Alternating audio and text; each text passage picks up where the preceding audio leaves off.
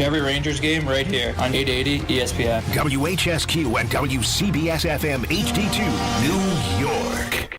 Don. I'll be licking the television screen. Licking it like it's ice cream. Hahn. Oh, the type of music I listen to would make you cry. And Rosenberg. I expect to be called ball coach. This isn't North Dakota. This is New York. This is Don, Hahn, and Rosenberg. The best threesome I've ever heard. On ESPN New York and streaming live on YouTube.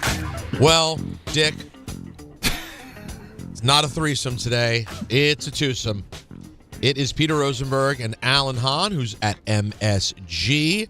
Don is taking a much-deserved and needed trip back from the West Coast, where the Devils struggled mightily. Well, can I say mightily? I'd say they struggled mightily on their West Coast road trip. Was it mightily? Did they get two out of the four? It was Colorado they lost. Well, it was 2 and 3, wasn't They it? they played 5 games. Has he been gone that long? It feels like he's been gone forever. I don't even know who he is anymore. Right. Let me look this up. I don't know. It was not a good way to end it, though. I'll tell you that. No. Getting smoked. Well, they were down 3-0. They lost 3-1 to the Ducks. It was a back-to-back. It's the last game of a trip, but still, we'll get Donnie back tomorrow. They lost 3. They lost 3. Okay. Well, so they're better at home. They lost. It was 1 and 3. Avalanche, Sharks. Oof. They got the win at the Kings. I forgot about that. And then they lost at the Ducks. So San Jose. Donnie's on his way back right now, but we're here for you. We are. Oh, I've never felt better about professional sports. I'm into it. I love sports. Yeah, you've completely let go, haven't you? I would probably put you and Blue Jays fans are probably right now in the same bucket of those who are wondering why even bother rooting for sports. Because I can understand where you are. As you know, I'm numb, so I feel nothing now. So you're just trying to imagine what it would be like. Yeah, and luckily the Jets didn't play this weekend, so I didn't have to even bother paying attention to any type of misery, which is always a nice thing. And hey, the Knicks had an ugly road trip last week, but bounced back last night with a very impressive performance that has all the optimism ramped back up about them. And we're in a back-to-back tonight. So who they got tonight again? The Generals, the Washington Generals. Yeah. By the way, so this is you talk about a sight for sore eyes. Oh, you nothing is more welcoming than when you finally kind of get off this schneid and you've gone through a little slump and you figure it out and you're in a back-to-back. So you're like, oh crap! Like you want to build momentum, but a back-to-back's tough. But then they come in, you're like, oh, all right. Like a team that gives up 130 points a game. All right, we can play that. So no, don't bat the bunny now. It's still you got to listen. They're an NBA team, but the Knicks are 12.5-point favorites against the Whiz Kids tonight. Wow. Okay. It's a mighty number. I will keep an eye on the mighty number. But what we saw last night. I'm sorry, not last night. Yesterday, Peter, at MetLife Stadium. It was a glorious, beautiful autumn afternoon on a Sunday. And I've said this about Jets fans going to MetLife, and it has to be the same feeling. And I want to know how many Giants fans listening decided I'm going to this game, attended the game. Now, I know it's not a lot of you because it sure sounded like there were a lot of 49er fans there. And I'm just curious, do you feel like sometimes you say to yourself, I went through all this. I invested all this time and effort to come here. And the building was taken over by the road team. The home team, again, hot garbage, defensively bad. And it's like a humiliation kind of moment. And by the way, don't look now, Groundhog Day, you're 2-7 again. You didn't even finish your Halloween candy, and your season is already done. Yeah, this has become maddening. This has become a familiar place for Giants fans, and it's a really interesting one though because I think there's a possibility that the Jaxson Dart card may have been played too early by Brian Daboll. Really? Yeah. By that I mean, yeah, because now we're settling into. You're used to having Dart. Yeah. You're watching him, be a rookie, have some good moments, have some not so good moments. Mm-hmm. He's lost weapons. They're just losing, and the excitement will fade as the season goes on, and they probably. You think so? Oh, of course, it already has. I think the excitement has faded today. Oh, no. In the kid? I don't mean that people. I don't mean the hope has faded. I don't mean that people don't believe in him. But I just mean like the level of buzz around it being something that people are psyched up about every week, I think will fade as this season goes on. I really do. I think it faded over the last couple of weeks just a bit. And doesn't mean his future is any less bright, but I think it could hurt Brian Daboll as the season goes on, that by the time the year ends, you're now used to the fact that you have the kid playing, and that's cool. But guess what? They looked like crap for the last 10 weeks. So I'm glad you found the quarterback. I guess you're developing him, but we're not winning. We're not looking particularly good. Right. Whereas if he'd saved it, if he kept him in the you don't do that as a coach, though, man. Like the first 2 weeks, your offense looked like garbage. Your quarterback clearly didn't want to get hit, didn't want to be in any type of contact situation, hesitated to run. Like there was a lot going on with him that just showed you like the offense is a complete mess. So he had to make the change when he made it. If only they had the another right decision for the team. If only they had another veteran quarterback on their roster that they signed this offseason, who they never let touch the field. They think you could tell that they don't. They see him more as like another coach. But that's a weird signing, then, Alan. That's amazing. That's professional malfeasance. Then none of these people should have their jobs. I don't think you're wrong. I'm just telling you nobody talks about it. Yeah, because, I mean, it's crazy to me that they couldn't have delayed the Dart thing a little bit by going to Jameis Winston. The guy who played in the NFL last year, he puts numbers on the board. I get it. They don't see a purpose to play him. And once, look, you can't bench Dart, right? You're not going to do that. No, it's too late. He's played well enough to a point where, like, Daboll treats him not only as his own son, but now he's talking about him like this is our franchise cornerstone. This is our leader. Like the guy's, what is he, 23? Like it's amazing how much Daboll has elevated him and his importance, but he has to because it's all he's got. It's smart business. That's hitching yourself to the wagon and then elevating the wagon. Oh, he's hitched right to it. They may get hitched. But you see what I'm saying, though, that by doing it so early, as opposed to, like, let's say they made it to week 8. Yeah. And then you started the excitement around Dart. I think it could have played out better. But you're right. Listen, if the decision is, hey, I just want to do what's right for this team, and Russell Wilson gives us no chance to win, I got to care about all 53 guys. We got to bring someone else in. I maintain you had another quarterback you could have played. Apparently they don't think they did. Now we're here. I'm just saying I think you'd be lying to yourself if you think the excitement around Dart is going to feel as palpable by the time we get to January as it did 3 weeks ago. And that's not good for Daboll. That's just not good. That is going to lead to, is Daboll the guy talk? What's not good for him, because I would think, as any owner would, when you look around that stadium and see what you saw yesterday, that's embarrassing. Not only are you're getting the banners and all that other stuff, the planes flying again, but you're also getting the fact that your own fans aren't showing up anymore. That's where it starts to hit, man. Well, I know. Like to me, that's where it hits. As an owner, I've covered some really bad teams in the years that I was a sports writer, and I've been in the building when I look around and I go, "Oh my God!" Like this is now where you reach a point where a franchise says we can't continue to function like this. Like you can't, like from a business standpoint, you just can't. It's not possible. I mean, you're going to be in the red, and you can't do that year after year. Do you know? It's amazing. Since the 2016 season when they were 11-5 and made the playoffs, and Daboll had this first year where they had a good season and then they got to the playoffs, right? They won a playoff game. That's the only year since 2016 that the Giants haven't been either 2-7 or 3-7 to start the season. I can't even. Like, we've talked so much about how pathetic the Jets have been. The Giants are right there with them, lockstep. They just have one more year that they weren't god awful, just one.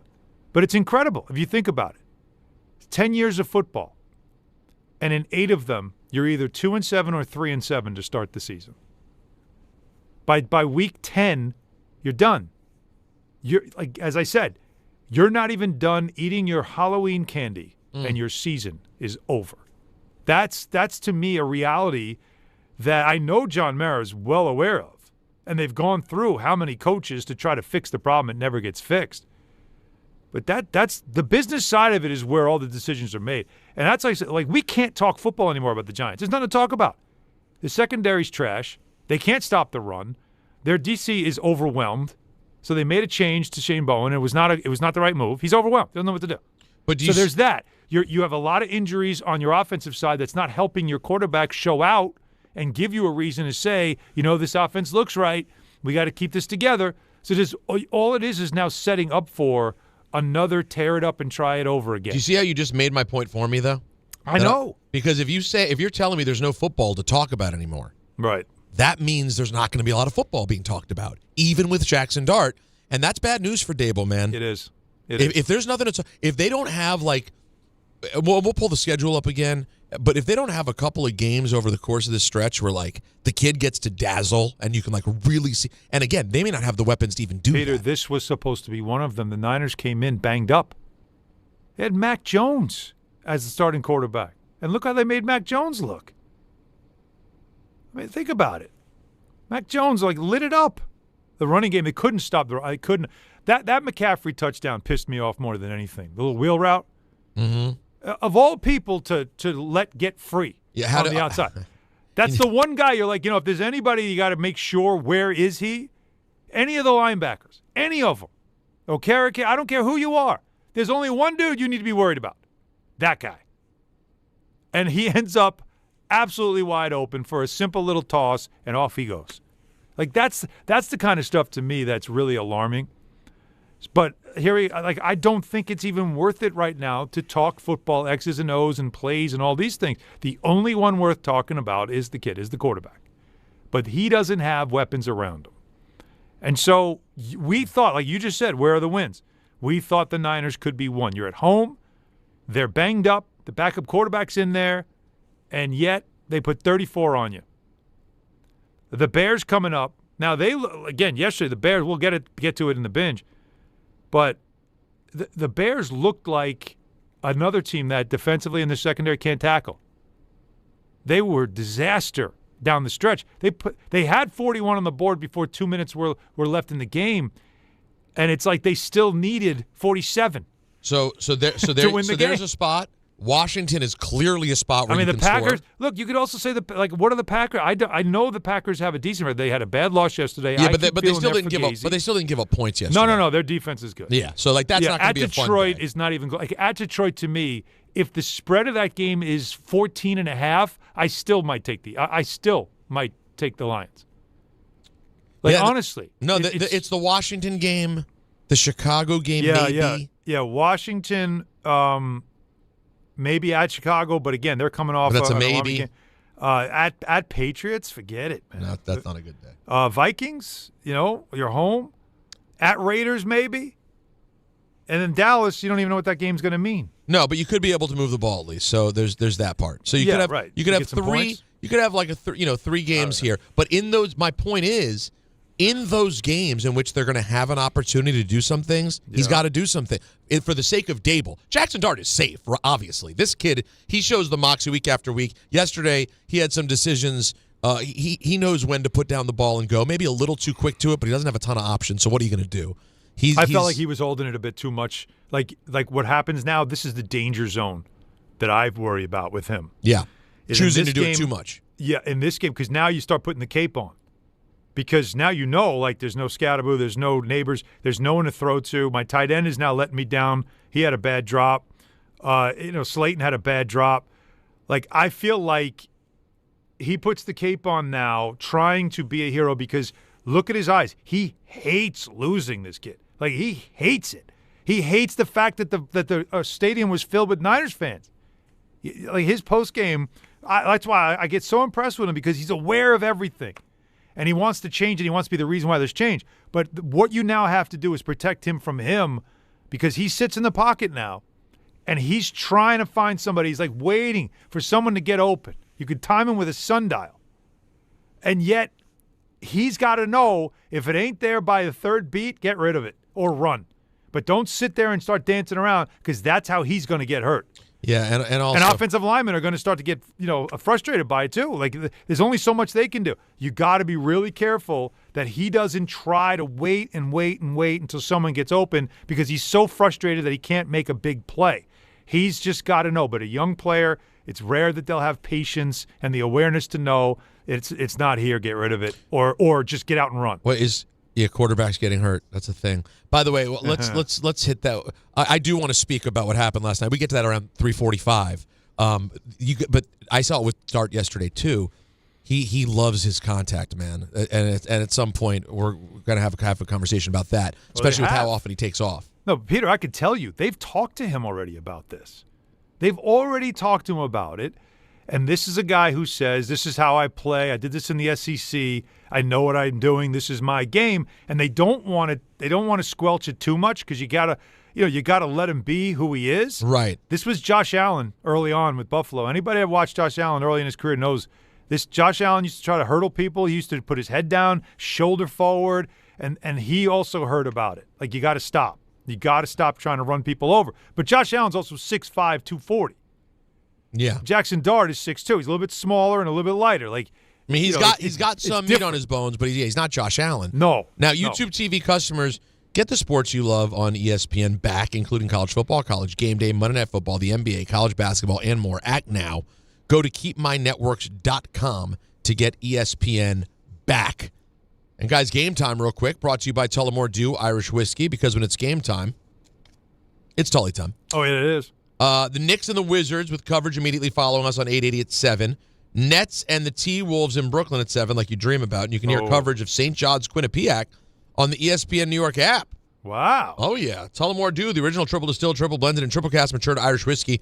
Be sure to grab a Tullamore Dew or try the new Tullamore Dew Honey during today's action. Glasses up to enjoying Tullamore Dew responsibly. We're going to talk to Matthew Schaefer, young Matthew Schaefer of the Islanders, who has quite a story, a journey, and has been quite a player for them. We're going to get to meet him in a little bit. Listen, this kid, this is like Baby Yoda on Long Island right now.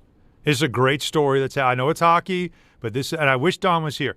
This was such a great story developed. What he did yesterday, like for 18 years old, what he's doing on the ice right now is a story that needs to be told. Unbelievable at 18 years old. But so before we get to that, let's talk to the people.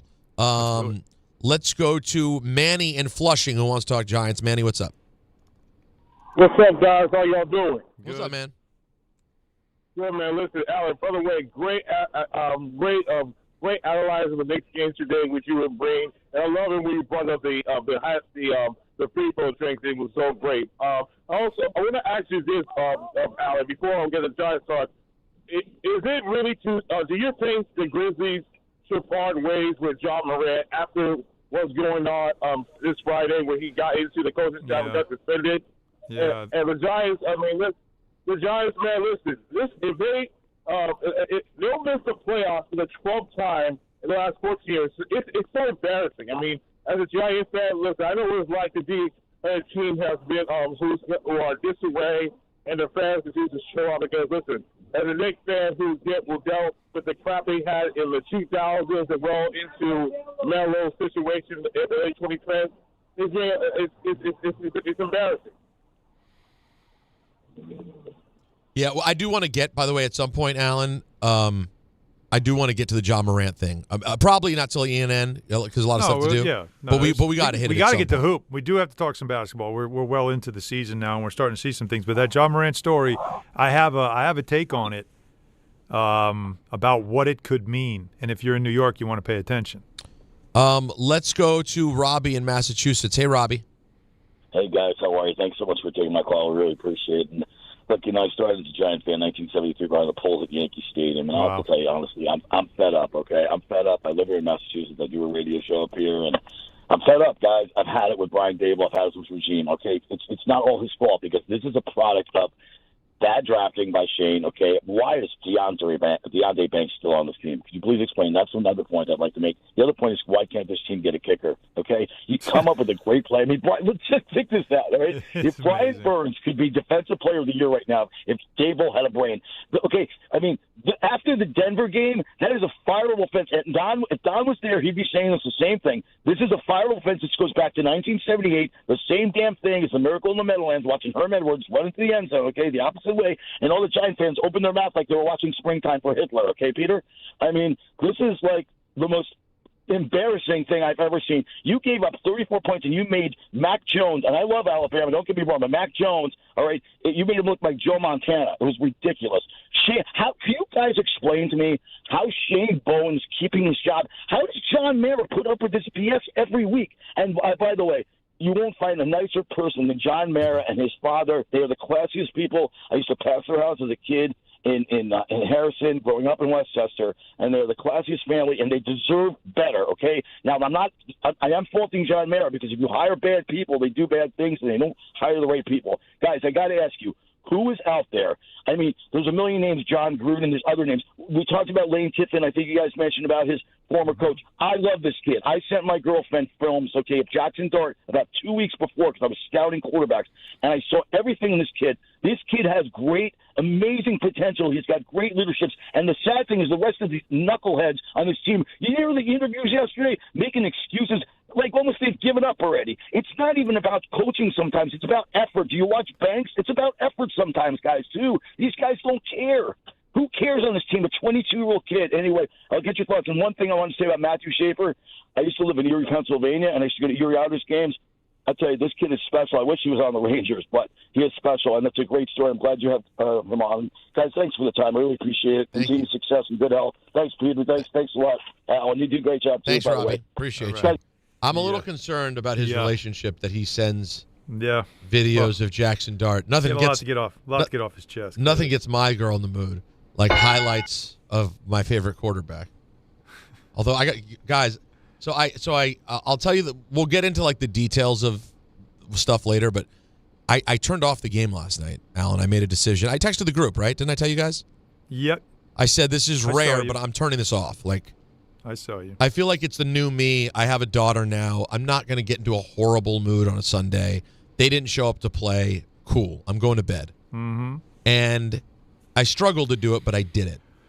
And then my phone starts, buzzing 15 minutes later, whatever it was. Right.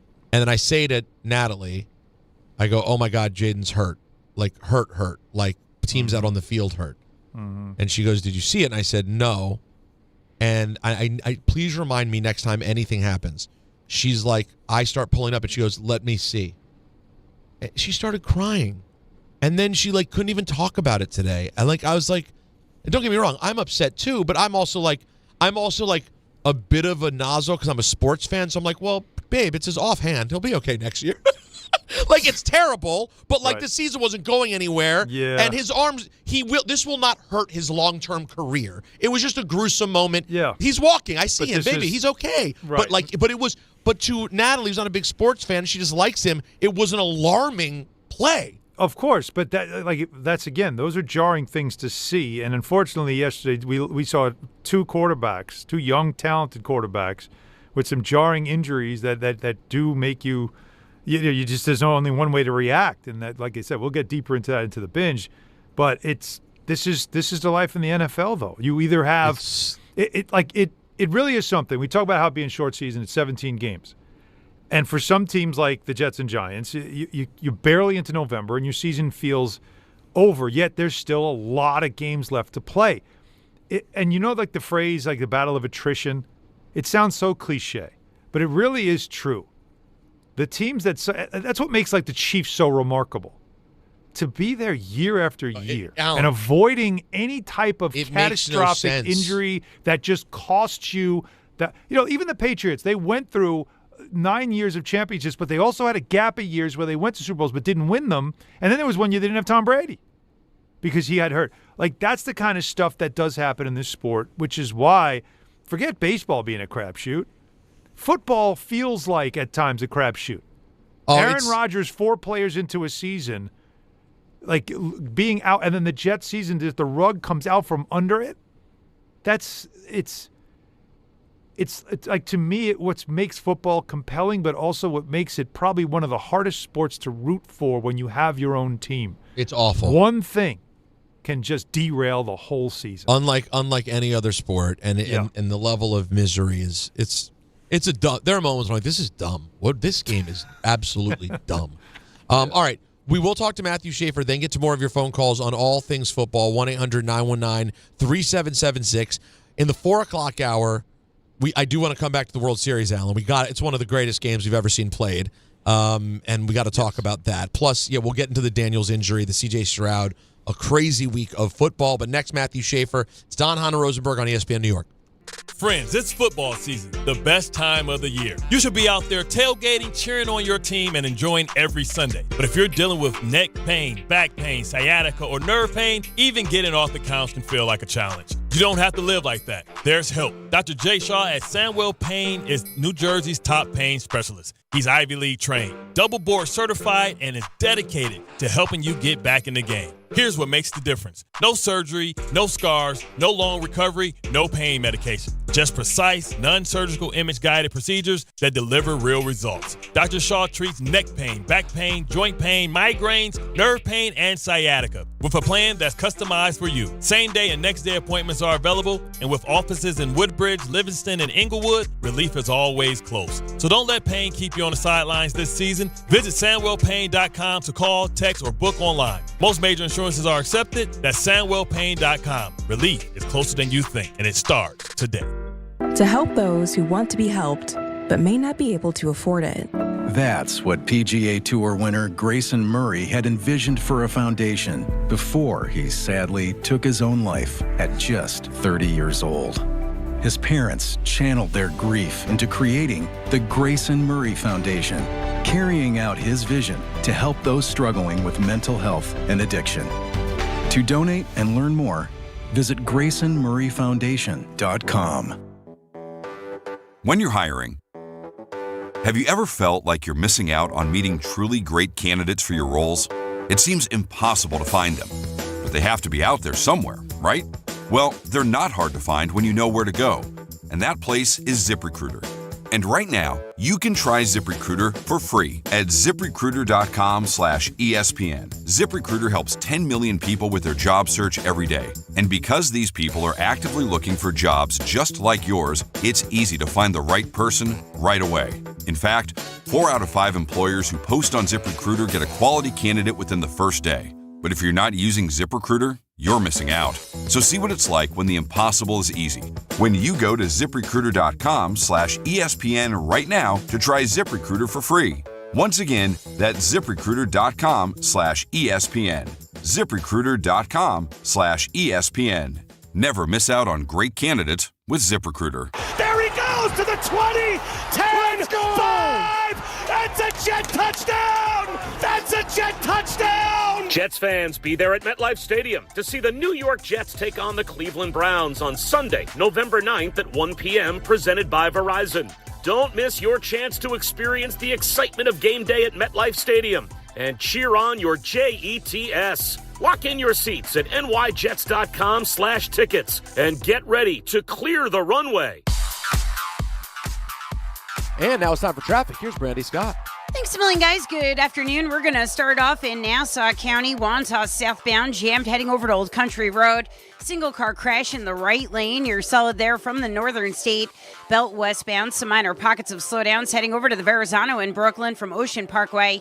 After that, Staten Island Expressway westbound slows you down a bit. Some extra company heading over to the West Shore. Inbound George, roadwork on the upper deck, just about a 5 to 10 minute ride. Worst of it's the outbound side, Cross Bronx westbound. You're jammed there from White Plains Road on through. Just picked up a broken down tractor trailer on top of the Alexander Hamilton Bridge. Outbound Lincoln about 5 to 10. Outbound Helena run you 15 to 20. This report is sponsored by the New York City Department of Transportation. Speeding ruins lives. Drivers, watch out for pedestrians and cyclists and slow your turns to less than 5 miles an hour. I'm Brandy Scott on 880 ESPN New York. A SoFi personal loan is here to help you achieve something once thought impossible: overcoming high-interest credit card debt. Walk the tightrope of your finances with one low, fixed-rate monthly payment, no fees required, and as soon as the same-day funding. That's right. Pull off your own debt-defying stunt with a SoFi personal loan. Visit SoFi.com/trick to learn more. Loans originated by SoFi Bank, N.A., member FDIC. Terms and conditions apply. NMLS 696891. You're standing inside a secret prison. It houses the Nazi high command. I'm going to put Hermann Goering on trial. Sony Pictures Classics presents Nuremberg, starring Academy Award winner Russell Crowe, Academy Award winner Rami Malek, and Academy Award nominee Michael Shannon. Do you plead guilty or not guilty? Nichts schuldig. Order! Order! Nuremberg opens only in theaters everywhere November 7th.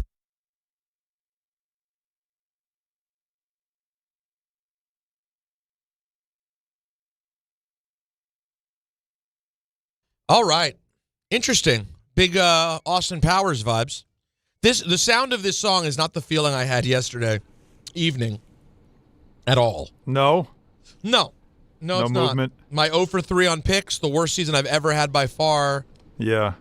It's almost like the football god said, hey, wasn't last year awesome? You're never getting that again. And I didn't even go all the way. I just got close to all the way. And they're like, that's as far as you go. And now you be miserable again. Meanwhile, the Chiefs and the Eagles, and I guess you can't say the Bills because they've never won, so you got to sort of feel for them. But it's still pretty cool to be that good every year. And in the binge, we'll get into that game, Alan, as well. But remember I said on Friday, if you're a Bills fan, do you really want the win? Yeah.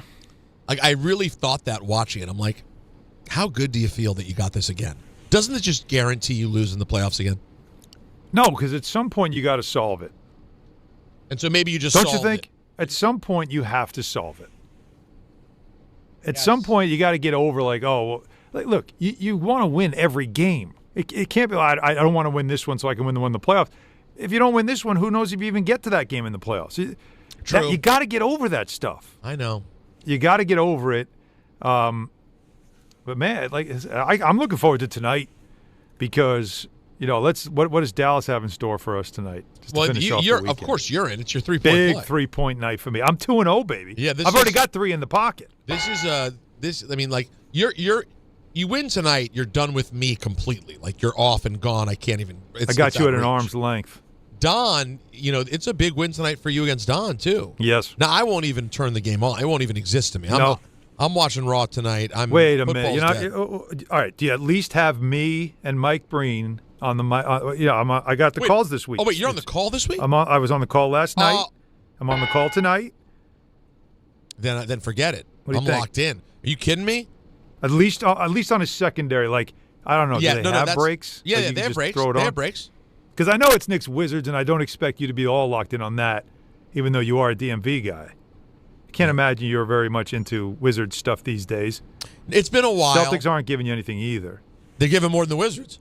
Yeah. I mean, listen, the Celtics are 3-4. It's exactly where I thought they'd be. Fighting, They're gonna give it a shot. They're hovering on the 9 or 10. How about Austin Reeves? There's a lot of fun NBA stuff going on. And like I said, we will come around to that Ja Morant story, which I just find there's something up with Ja Morant. It is not what you want. There's a lot there, but I've been warning people about this for a while. All right, now listen, Alan, you're a Long Island man. And, yes, sir. The New York Islanders have a very special young man, just 18 years old, who is making a lot of buzz throughout the NHL, and we're happy to have him on the show and get to know him a little bit. Matthew Schaefer joining Don, Hahn, and Rosenberg. Matthew, what's up, man? It's Peter Rosenberg and Alan Hahn. How are you? I'm doing good. How are you guys doing? Listen, you are Baby Yoda right now to Long Islanders. I honestly, and I haven't seen this in a long time. Matthew, I covered the Islanders a long time ago when, I don't know if you ever saw, did you see the 30 for 30 on the Islanders from back in the day? Because I can't say I have. You got to see it, first of all, just so you know what happened before you and before UBS Arena and before the current ownership and everything else. But I'm telling you, it's what you just were born into is something special that I don't know if you know about it just yet, but you're probably starting to feel it because what you're doing right now has so many. I mean, they're chanting your name in the arena. Let's just start there. Yeah, that's crazy. Crazy. It's like, I don't know. It's like I'm 18 years old. It's, I mean, I think just especially for, you know, my dad and my brother, I mean, they come down. My dad comes down, you know, probably when we have a lot of home games, he'll come down for a week. But for him to leave and know that I'm in a good situation with, you know, the team, the organization, the fans, you know, the house I'm living in, I'm with the Martins. So, yeah, I think it's just like, you know, from a dad's perspective, and for me, I mean, it's, sometimes I don't shed a tear mid-game, but no, I think, no, it's pretty cool when, like, you know, you're getting your name chanted, and yeah, it's so loud. It's cool. Those are awesome. I need to know if you can even explain what has allowed you to make the transition that looks from my vantage point as somebody that has followed hockey for most of my life, and like, you have 10 points in your first 12 games. What you did yesterday was insane, having 2 goals. You did something like you're in a conversation with Bobby Orr. What has allowed you to make this transition from junior hockey right into the NHL and have this kind of impact? Yeah, I feel like, I mean, I think it just starts with, you know, your teammates, the staff, coaches, management. I think that's a very big part. I mean, them to make it so smooth, help me along the way. You know, learn from all the other guys on the team. It's pretty easy when you're playing with guys on the team. They're so highly skilled. Their hockey sense is off the charts. So, I mean, I think just with your teammates, obviously, I mean, I wouldn't get any of the points if they weren't fighting me and making it super easy. So, when you're going as a team, everyone's, you know, playing hard, working hard. It just makes it fun to play with every one of them. And then, obviously, I lost him due to cancer a couple of years ago, and just going through, you know, tough obstacles along the way, I think that definitely helps you. And, you know, whether you make mistakes or, you know, you face a lot of challenges and obstacles, there's a lot worse things that can happen in life. And I think the biggest thing is, you know, I'll obviously have a soft spot for, you know, people that have cancer and people that battle stuff. And sometimes you just got to think to yourself, you know, there's a lot worse things to happen than, you know, making a mistake in a game, and you're playing, you know, the sport you love. So, I mean, I think just from the start too, you know, when I signed an entry-level contract with the Islanders, we got people that, you know, have lost a loved one or have battled, you know, a sickness like cancer or got something tough in their life. So, I mean, because I'm more of the spotlight, so, I mean, I can talk to them and, you know, try to just, you know, help them in any way. I mean, I love talking about, you know, what I had to go through and stuff to try to help kids and parents and families in any way possible. I mean, when you're a young kid, you like to keep it in, and, you know, you don't really want to talk out, but, you know, I encourage people to talk out. I mean, everyone grieves differently, but to help them in any way possible, I think it goes a long way. And, I mean, hockey's one thing, but being a good person is way more important. So Matthew, since you brought that up, I wanted to bring it up with you. You lost your mom in February 24, and that's such an immense thing for people to deal with. Matthew, I'm talking about, I'm fortunate enough to have my parents, and I'm older, in my 40s. I know people in their 40s and 50s who, when they lost their mothers, it's a flooring situation. How did you manage to get through it? Did you lean on hockey? Take us through what your coping mechanism sort of was. Yeah, I think family is a big one. Your family always has your back. Your family, I mean, you're just with each other along the way through everything and all the ups and downs. My dad and brother, they've helped me so much along the way. And just friends and, you know, other family members they really came in. And the hockey community is so special. You know, so many people reached out. I mean, Nick and Marcus Foligno, they both play in the NHL, and they both lost their mom at a young age as well. So, you know, a lot of similarities there where they were reaching out to me and helping me. But I think at the end of the day, hockey is a good thing to really get your mind off it. I know my mom loved watching me and my brother play growing up.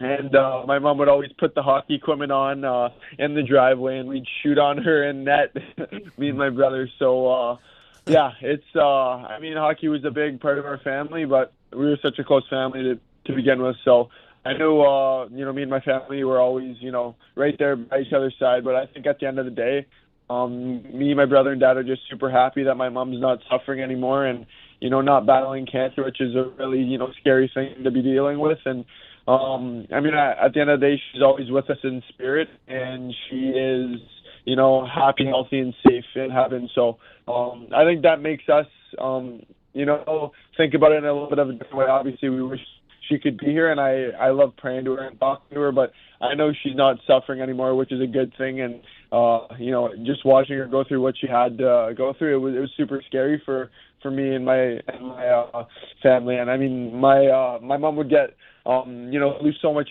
energy from just all the chemo and everything, but she'd gain it all back. Trying to do everything for her family. So yeah, I mean, like I said, I wish she could be here, but I'm happy she's not suffering. That's such a great perspective from you. But I do have to just take a moment to say that you need to talk to Matt Martin, who's, by the way, a class act, but the cell signal at his house is, we got to upgrade. Like we've got. Can he get you? Can he get you a Wi-Fi booster or something, Matthew? Earlier in the conversation, now you're good now, but man, earlier in the conversation we lost you a little bit, and I'm thinking, Matt Martin, he's got some cash. Like he can't. Like, can we get a signal? Can we put an antenna in the backyard or something? Does he ever? Does he ever? Yeah. What is that like? What is that like? I mean, you are away from home. I guess you did bill it though, right, in juniors, so you know a little bit of that life. But what is it like, and what has Matt, his wife, and I know they've shown video of you in the playroom with the daughter, which is very cute. But what is that like to live there with a guy who was an Islander his whole majority of his career, and everybody on Long Island recognizes him, and he's done so much in the community. What a great example he's setting. But what's that like living there with them? Yeah, obviously he's just a great guy to be in with on and off the ice. I'd consider him, a dad in a way, a brother. I mean, we do a lot together, and we became super, super close just over, from the start of, development camp with the Islanders, and throughout we became super close. And his wife's awesome, and they were one of the first ones to invite me over for dinner. And that whole day I was playing with his two daughters, and I was playing with his two sons that are just only a couple months old. So we became super close, and this is a perfect fit for me. And I'm so happy that they were able to take me in and offer their house to me. I mean, it's super big when you have so many kids, and you got a lot going on, and for them to offer a spot for me in their home, it goes a long way. Well, you're a babysitter though too. Come on, I mean, it's really 100%. So it goes both ways. I'm paying rent and babysitting, and then I'm keeping them busy in a way too. So I'm like their fifth child. So I mean, in a way, it's for them, but it's good for me to keep busy too. It works for both ways. Is there a teammate now that you've gotten to know everybody? Is there one guy where you're like, there's no way I would live with him? There's got to be one that you're like, no, I couldn't do that. I don't know. I mean, there's a lot of guys on the team. It's funny. I mean, we love chirping each other. We love messing with everyone. No, I don't know. I think there's just everyone on the team's a good guy. But I mean, I don't know. Everyone, trips Barzell. I mean, it's just funny because he loves to be out and about and just always do something. So right. I can't say there's one guy I wouldn't live with though, because all the guys on the team are good. But it's funny. The NHL is a bizarre sport to me because even more than the other pro leagues, you guys are able to play oftentimes at so young. Like in this market, we had Jack Hughes in the league at 18 years old. Obviously, you see it, fairly regularly. And I just, at 18 years old, dude, I was so lost in my life. You don't get overwhelmed at all by any of these moments. Like, do you ever see, you're only 10 games in, but have you gotten to see anyone that you're mind blown that you're playing against at 18 years old? Yeah, obviously, I think it's pretty cool. I mean, my first game playing against Sidney Crosby and Ovechkin and then McDavid. So I think it's pretty cool to play against guys like that you've watched growing up and, seeing what they did in the league. It's pretty cool. And obviously, Connor McDavid playing for the Erie Otters, the junior team I played for as well. So I think it's pretty cool. But everyone in the NHL is, a great player, and you always got to be on your toes no matter what. So, it's the best league in the world for a reason, and it's definitely the spot you want to be in. You want to, keep working towards. But, there's always someone, trying to fight for your spot. So, I mean, every day's a new day, and you just got to go to work each and every day. Do you know? I brought up the history of the franchise, and again, I was around most of the time for the darker times, but there was obviously a glorious time with this franchise. And you're doing some things that are reminding people of one of the great defensemen in the history of the sport that played for that franchise, in Dennis Potvin, and what he was able to do. He stepped right into the league, almost like you, in just immediate impact, and you knew something special was going on there with him. How much connection are you starting to make when you look around? They have a lot of they have a lot of things up and about to celebrate the history of the franchise. How much are you getting to know it? Yeah, honestly, I never watched a lot of sports growing up. I mean, since I was from outside of Toronto, my dad was a Toronto fan, so I watched a bit of Toronto games, but really not much. And then, I get drafted to the Islanders, and then everything is just like, wow, I love everything about, Long Island. I love the fans and everything. And then getting to know just a bit about the franchise and everything. And obviously, Potvin, what a great player. And, you look up to those guys, and, you see what they did with the team, and you want to, keep that going, keep the legacy going. I mean, obviously, it's pretty cool. I mean, they won, a lot of cups and done a lot of great things. So to look up like guys like those, and I mean, they're still around. I mean, a lot of guys, still come around, and we get to see them at camps and all that, and just pick their brain about, what their experience was with, going super far in playoffs, winning cups, doing a lot of things. So, yeah, I mean, it goes a long way for us too. I mean, just to be able to pick their brain and, see what they went through, and, the hard work and dedication they put in and time to, do what they did for the organization. So, it's definitely something that we want to, keep going for sure, and keep the legacy going on. I want to have a conversation with your dad one of these days about the 2002 playoff series between the Islanders and the Leafs, but we'll do that another time. But if you're if you're an Ontario guy. Oh, yeah. If you get my dad on this, he won't stop calling. You guys would be here till tomorrow. So that's all right. That's all right. Yeah, he loves to talk. We love content. Blue Jays, how heartbreaking was that for you? Yeah, that was fun. Me and Marty were watching it the other night, and yeah, it was tough to watch, but it was honestly a great game though. Like just from the start to finish, it was a battle for sure, and I thought the Jays were gonna get it, but but no, it was a fun game to watch. So I mean, there's a lot of things happening, like whether the one game the ball went under the mat, right, they had to stop it, and then like all these things. But it was a fun series to watch. Matthew, thank you so much, man. This has been super cool. We'd love to have you on again, and I look forward to getting out to UBS and watching you play, man. This was very cool. 100%. Thank you guys so much. I appreciate it. Cheers, man. Baby Yoda. There he is. Check the child. Young Matthew Schaefer. What a guy, man. He's been through an unbelievable experience the last his story. Couple of years. And yeah, Peter, he was what's amazing is at his age he's so open to share it. I know. And he's been asked about it since his draft night a million times. And yet he still speaks about it with the same, I don't want to say enthusiasm, but with the same energy as if he feels like other people have been through this, and if it helps them to talk about it, I want to be there to talk about it. Like, it really is something. No, you get the sense that avoid it. You get the sense that it's what helps him is to talk about it, and it's pretty remarkable. Yeah. Guys, the FanDuel Sportsbook app is your home for all your favorite NFL bets, from yards to touchdowns to a win. With FanDuel, you can play anything on the game. It's all there for you, right? Tonight, FanDuel is giving all customers a 30% profit boost token, all right? You can get on the action with a 30% profit boost token this Monday night. So make FanDuel your go-to app for every snap. Just visit FanDuel.com/Peter to bet on the game. Play your game with FanDuel, an official sports betting partner of the NFL.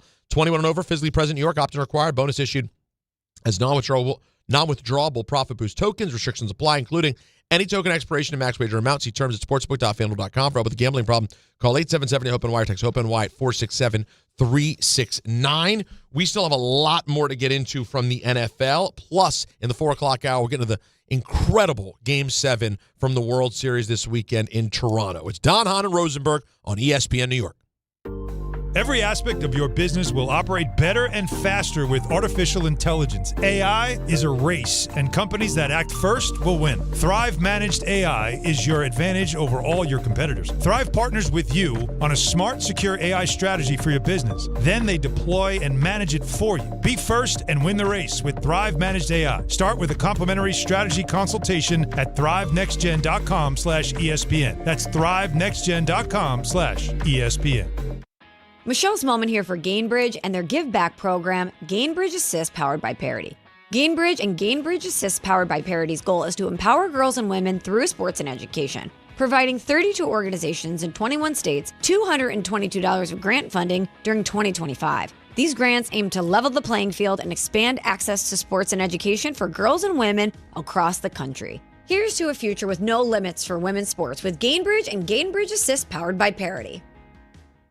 Hey, fans! Welcome back to Fansville's Cheers and Tears. Oh. Okay, so like everybody deals with losing, right? To a rival on a last-second field goal. Whatever, it's fine. I'm totally fine. But I cope with losing with an ice-cold Dr. Pepper. Those 23 flavors are like so delicious. They totally wash away the pain of your college football team taking a big fat L. College football. It's a pepper thing. Actual price will depend on product and subscription plan. Featured products are compounded drug products, which the FDA does not approve or verify for safety, effectiveness, or quality. Prescription products require an online consultation with a healthcare provider who will determine if appropriate. See website for details, restrictions, and important safety information. Want a boost in and out of the bedroom? Hims has you covered. Introducing a new 2-in-1 approach to level up your game. Tadalafil for better bedroom performance and zinc for testosterone support. Put it all together and you've got what you need to turn things all the way up. Getting started is simple. Just go to hims.com/joy to start your free online visit. Through Hims, you can access ED treatments including pills, chews, and more. 100% online. No office visits, no pharmacy lines. Just fill out a simple intake form and a licensed medical provider will determine if treatment's right for you. If prescribed, it ships free and discreetly to your door. Find affordable treatment options at up to 95% less than brand names at hims.com/joy. That's hims.com/joy, hims.com/joy. Fight fans, Bud Light and ESPN New York are sending you to UFC at Madison Square Garden. Tap the Bud Light tile on the ESPN New York app and enter for your chance to win a pair of tickets in the ESPN Suite. Catching the action alongside ESPN New York's Peter Rosenberg. Listen and enter through the Bud Light tile to score your shot at the ultimate fight night. Bud Light is proud to be the official beer sponsor of UFC. Bud Light, easy to drink, easy to enjoy. Enjoy responsibly. Anheuser-Busch Bud Light Beer, St. Louis, Missouri.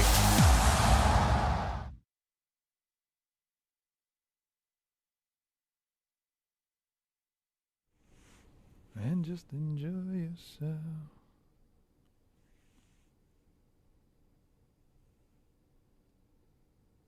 Bad at all. God, so many.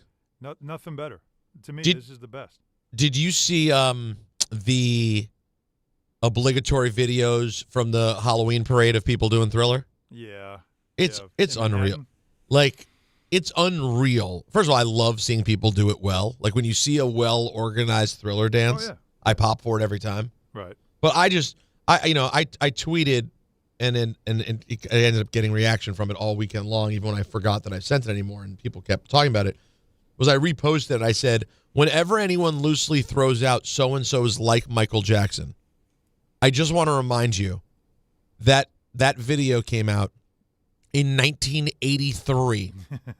That's 42 years ago. And across the country on Halloween, people line up to do the video. It's different. Like, just know that that's like kids today, Alan, they'll be like, oh, so-and-so's so big. That's got to be the biggest ever. And you're like, no, you don't get it. It gets bigger. It gets. Michael Jackson's Thriller dance is the original TikTok dance that went viral because people were doing that dance before there was social media. Like, that was just stuff you did. Like, people would do that.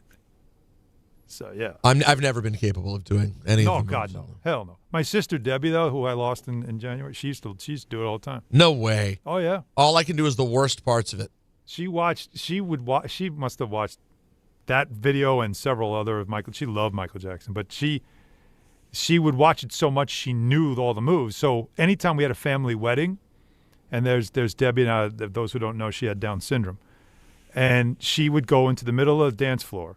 No. And if the DJ played Michael Jackson, she would do his the Billie Jean stuff, right? You know, when he walked and he would stop and do the leg kick and the hat tip. And then Smooth Criminal and Thriller. All the dance moves, she would do them. It's hysterical. Wow. Yeah. What a party trick. Not one I have in my arsenal. No, not at all. I mean, I tried to do the lean forward so many times. Fell on my face each time. Yeah. Until I realized what the real trick was.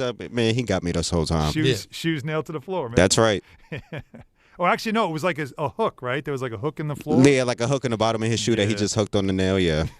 1-800-919-3776. All the Giants on the table, as of course, no Jets this week, and we're going to get to some World Series in the 4 o'clock hour. Now, Alan, I got to tell you, like I said earlier, I turned the game off last night.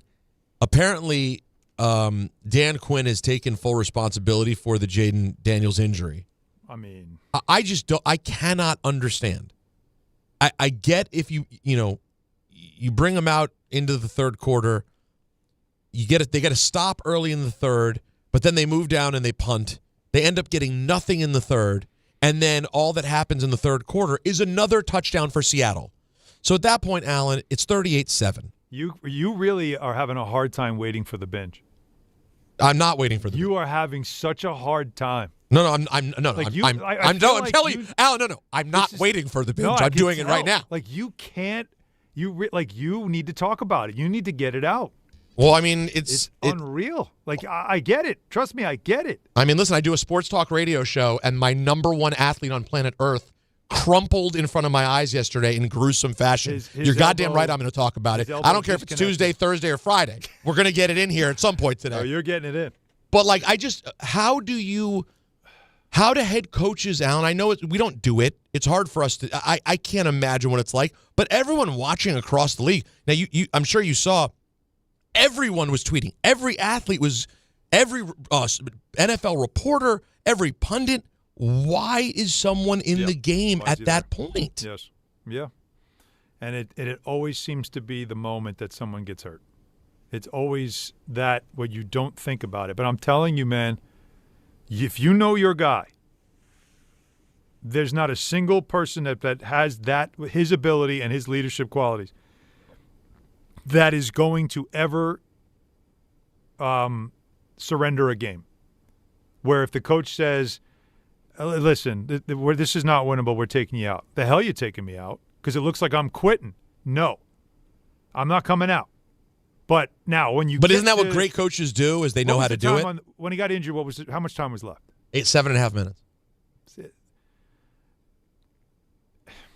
You're down 31 with 7.5 to go. I know, but that might have been the last series. But 5 minutes to go, he shouldn't be out there. 7, I get it. Down 31, but remember. No, I know. Down 31 in the fourth quarter should mean pull the plug, live to fight another day. But Alan, these things don't happen in a vacuum. If you've been watching the game all day, he's been running for his life the entire game. No, it wasn't good. It's this, whether it's Jaxson Dart.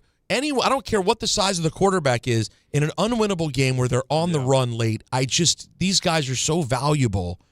It's just terrifying. Let's get into some baseball and take more calls on the football. But the World Series, God, Al, we saw the best of sports, the worst of sports. It all happened between Saturday night and Sunday night. We'll get into all of it next. A lot of people on the line. Plus, we'll do some World Series. It's Hahn Rosenberg on ESPN New York.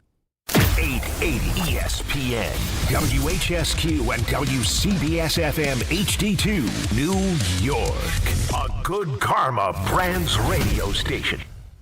Did you know women account for 2/3 of all Americans living with Alzheimer's and 2/3 of all Alzheimer's family caregivers? Join the Alzheimer's Foundation of America at its Women Empowerment Forum on November 5th in Amityville to learn practical ways women can reduce their risk for Alzheimer's and enhance quality of life for themselves and their loved ones living with Alzheimer's. For more information or to register, visit alzfdn.org or call 866-232-8484.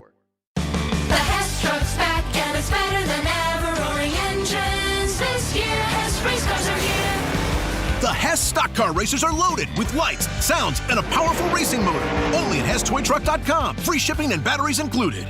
At City Harvest, we believe no New Yorker has to go hungry. With your help, we're on the road 365 days a year, rescuing over 77 million pounds of nutritious food and delivering it free to millions of New Yorkers, transforming surplus food into sustenance, sustainability, and smiles, rallying thousands of New Yorkers to power a network of nourishment across our city. One day, one meal, and one New Yorker at a time. That's how we feed good. Donate at cityharvest.org.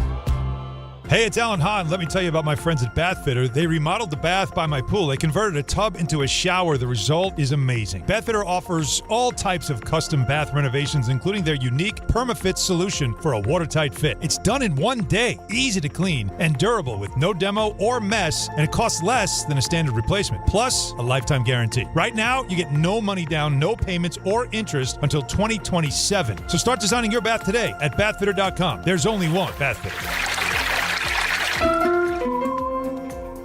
Actual price will depend on product and subscription plan. Featured products are compounded drug products, which the FDA does not approve or verify for safety, effectiveness, or quality. Prescription products require an online consultation with a healthcare provider who will determine if appropriate. See website for details, restrictions, and important safety information. Want a boost in and out of the bedroom? Hims has you covered. Introducing a new 2-in-1 approach to level up your game. Tadalafil for better bedroom performance and zinc for testosterone support. Put it all together and you've got what you need to turn things all the way up. Getting started is simple. Just go to hims.com/joy to start your free online visit. Through Hims, you can access ED treatments including pills, chews, and more. 100% online. No office visits, no pharmacy lines. Just fill out a simple intake form and a licensed medical provider will determine if treatment's right for you. If prescribed, it ships free and discreetly to your door. Find affordable treatment options at up to 95% less than brand names at hims.com/joy. That's hims.com/joy, HIMS.com/JOY.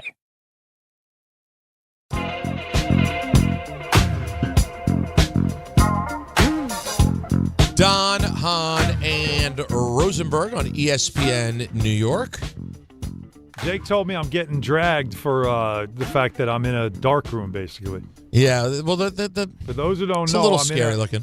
I'm in a. This is basically a sound booth, a sound room, at MSG Networks. This is an audio room that is used for basically just recording. Right? If I turn the light on, the wall behind me, because I just have the light in front of me, but the wall behind me it's like a blank gray wall. Like, what's the difference? Right? So, but that's where I am. I'm working tonight, man. So I'm across the street from the garden. It's the mix of the all black and your camera quality. It looks like the Blair Witch Project. I'm just going to be 100% honest with you. It's a bad camera? It's I'm looking right now. Look, next to me, who's in the beautiful studio, and I'm crisp as can be, like HD, for better or for worse. I mean, beautiful is a stretch. I'm not saying that people want to see this, but you're saying beautiful as if it's believable. Well, I'm not saying I'm beautiful. The shot is, you can't beat the quality, though. And then you have this, like, it looks like someone's filming you on a Nokia 6160. You know what I mean? Okay. Which I don't think had a video camera. They're just still photos on that thing. It's amazing because, like, this is not like a garbage iPad I'm using here. Really? No. You know, sometimes it's the level of Wi-Fi affects the thing. It's like a perfect storm. It could be that. But either way, you're handsome as can be. Should we talk to some of the people? I think so. Before we get to some World Series talk, there's some people who want to talk Giants. Tessa, I know, is going to have a lot. Tessa, we can't just be calm. We can't do the whole segment here. Listen, I can't. I'm very, very calm. I said that already to the producer. I said that. I'm very calm. Just like Alan said, like, everything is just super numb, guys. Like, after this week, like, I think I'm just going to be calling in to talk about the Devils and the Lakers. You understand what I'm saying? Because I'm tired of being tired and getting a headache. But, you know, I did have a couple of things to say. Like, honestly, Peter, you already know I watched the game. I have a lot of family members that are Commanders fans. So I really did feel terrible for all y'all. We don't want anyone to get hurt. And I felt crazy, too. Like, why is he still in the game? But then I think about it, and I said, oh, that's right. Denver just put up 33 on us. So maybe there's still hope. You know what I'm saying? Maybe I'm going to give Dan Quinn that. I don't know. Maybe he thought maybe y'all can come back. But I did feel terrible that he was in the game. He's a really good guy, excellent talent. But he'll be back. He'll be back next year. He'll be back just like Malik will be back and Scat will be back. So, you know, I wish him a speedy recovery. Appreciate that. But, of course. But, yeah, like, the only positive thing I can say about yesterday's game, I'm going to be honest with you, those unis, those legacy unis are just the best. They are sexy. They dope. Everything about them. The Giants, I love the Giants going across the helmet. Like, when I was small, like, I love all that about it. But, you know, like, it's so many things we could talk about, guys. But I think the thing that I'm going to just pick on today, because it's just so many, is I would like to know, can we get a consistent tight end? Like, where are the Bear Pascals? You know what I'm saying? Like the Jeremy Shockeys of the day. Like, you do one dynamic play, then the next 3 plays, you're just dropping balls you have no business dropping. And it's just like, I don't get it. Why can't we get a consistent tight end? Like, it all started with Evan Ingram. Like, why can't then you go other places and you just doing amazing? Is that going to be Theo Johnson? Like, are you going to go somewhere and be amazing? Because I'm sorry, sir. Like, you're just so undependable. And it's just like Alan said, I am so afraid for Jaxson Dart. Every time this man take off running, I'm just afraid. Like, I don't even understand why they even call him those plays unless he's just doing his own audibles. Like, knock it off. Let's live to next year, and all the regime will be gone. It'll be somebody new in there just doing right by us. You know what I mean? I don't know. I feel like the defense is giving up on the DC, on Bowen, because I'm telling you right now, Brian Burns, this man is ridiculous. He's out there doing all-world things and all for nothing. Like, you get what I'm saying? I just feel like everybody's tired. We banged up. Banks should have been gone like 80 years ago. Like, I don't know. It's just an embarrassment now, guys. That's what it is. Our season is over. Yes, we're all depressed before Thanksgiving, as always, but it's just embarrassing now to watch them. That's why all those Niner fans were there, because probably all the season ticket holders sold their tickets to them. Yep. Yeah, go ahead. You guys go, because it's just like, who wants to waste all of that? But I don't know, guys. It's just getting so depressing, and it's debilitating now to watch my team. Like, I'm going to watch it and suffer. But it's just getting depressing, guys. That's all I'm going to say. But Thanks, I just hope we can just put something positive. Thank you, guys. No, listen, I feel you. It is depressing. Think about it. And Tessa didn't actually spend money and go to the game and invest time and money. That's a real thing that I got to say, those who went to the game, I admire how loyal you are to the franchise. I really do, because that's a whole day. And what'd you get out of it? Honestly, what'd you get? You got nothing out of it. So I don't know.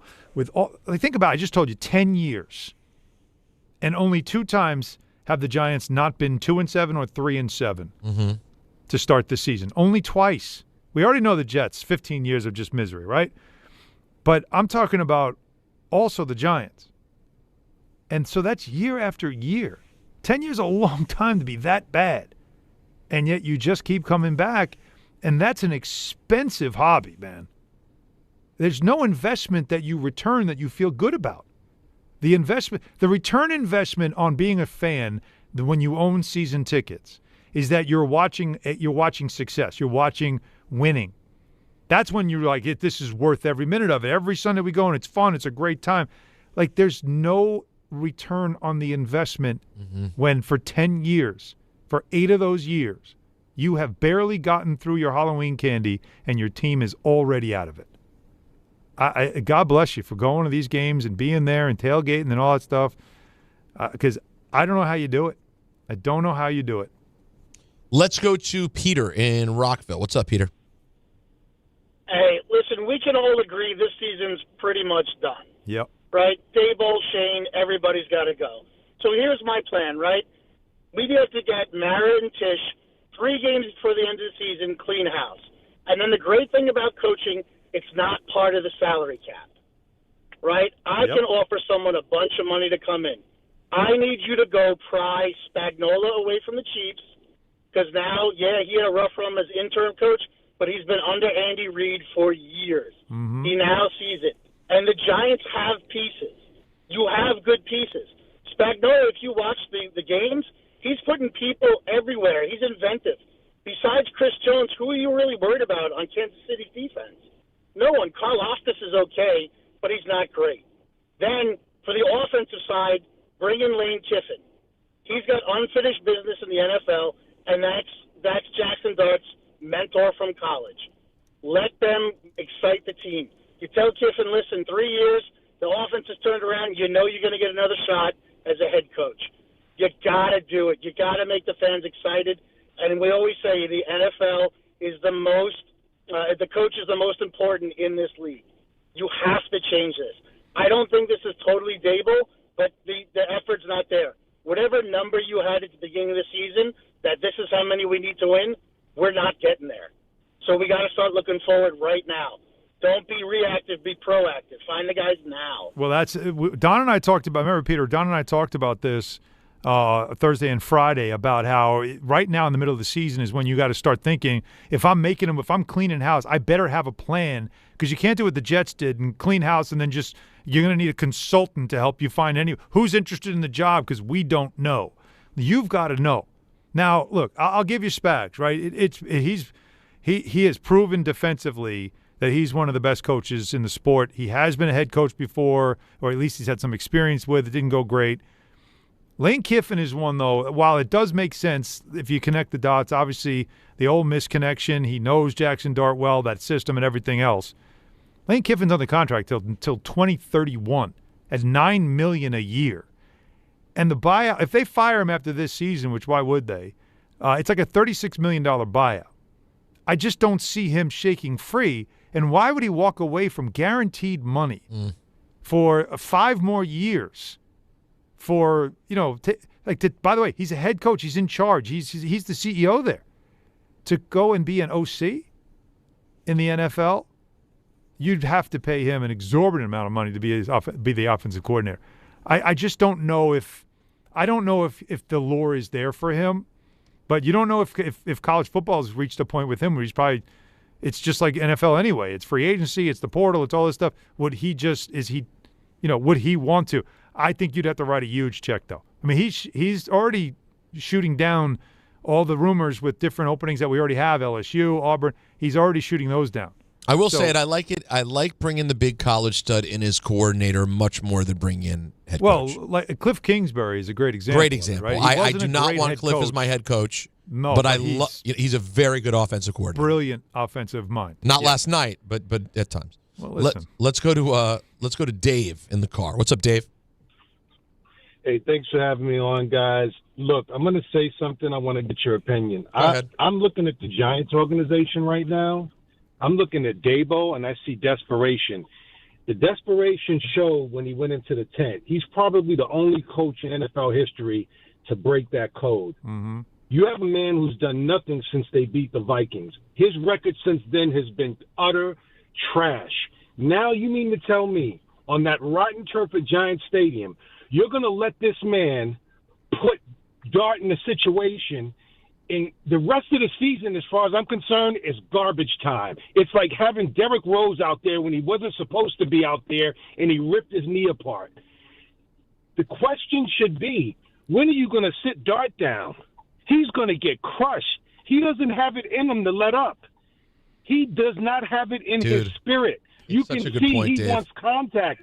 And Daboll, everyone keeps saying you can't bait him. It's the NFL. Dave, if they wheel this kid out on the stretcher, you can't. The Giants are going to be in shambles. But I understand the concern right now, but there's 9 games left in the season. This kid is developing. You've got to play him. You can't now say, well, we suck, so we're not going to put him on ice. But this is my point earlier about why you wish it was a little bit later. He's going to play a long season with not a lot of help. No, I'm sorry. I'm going to push back.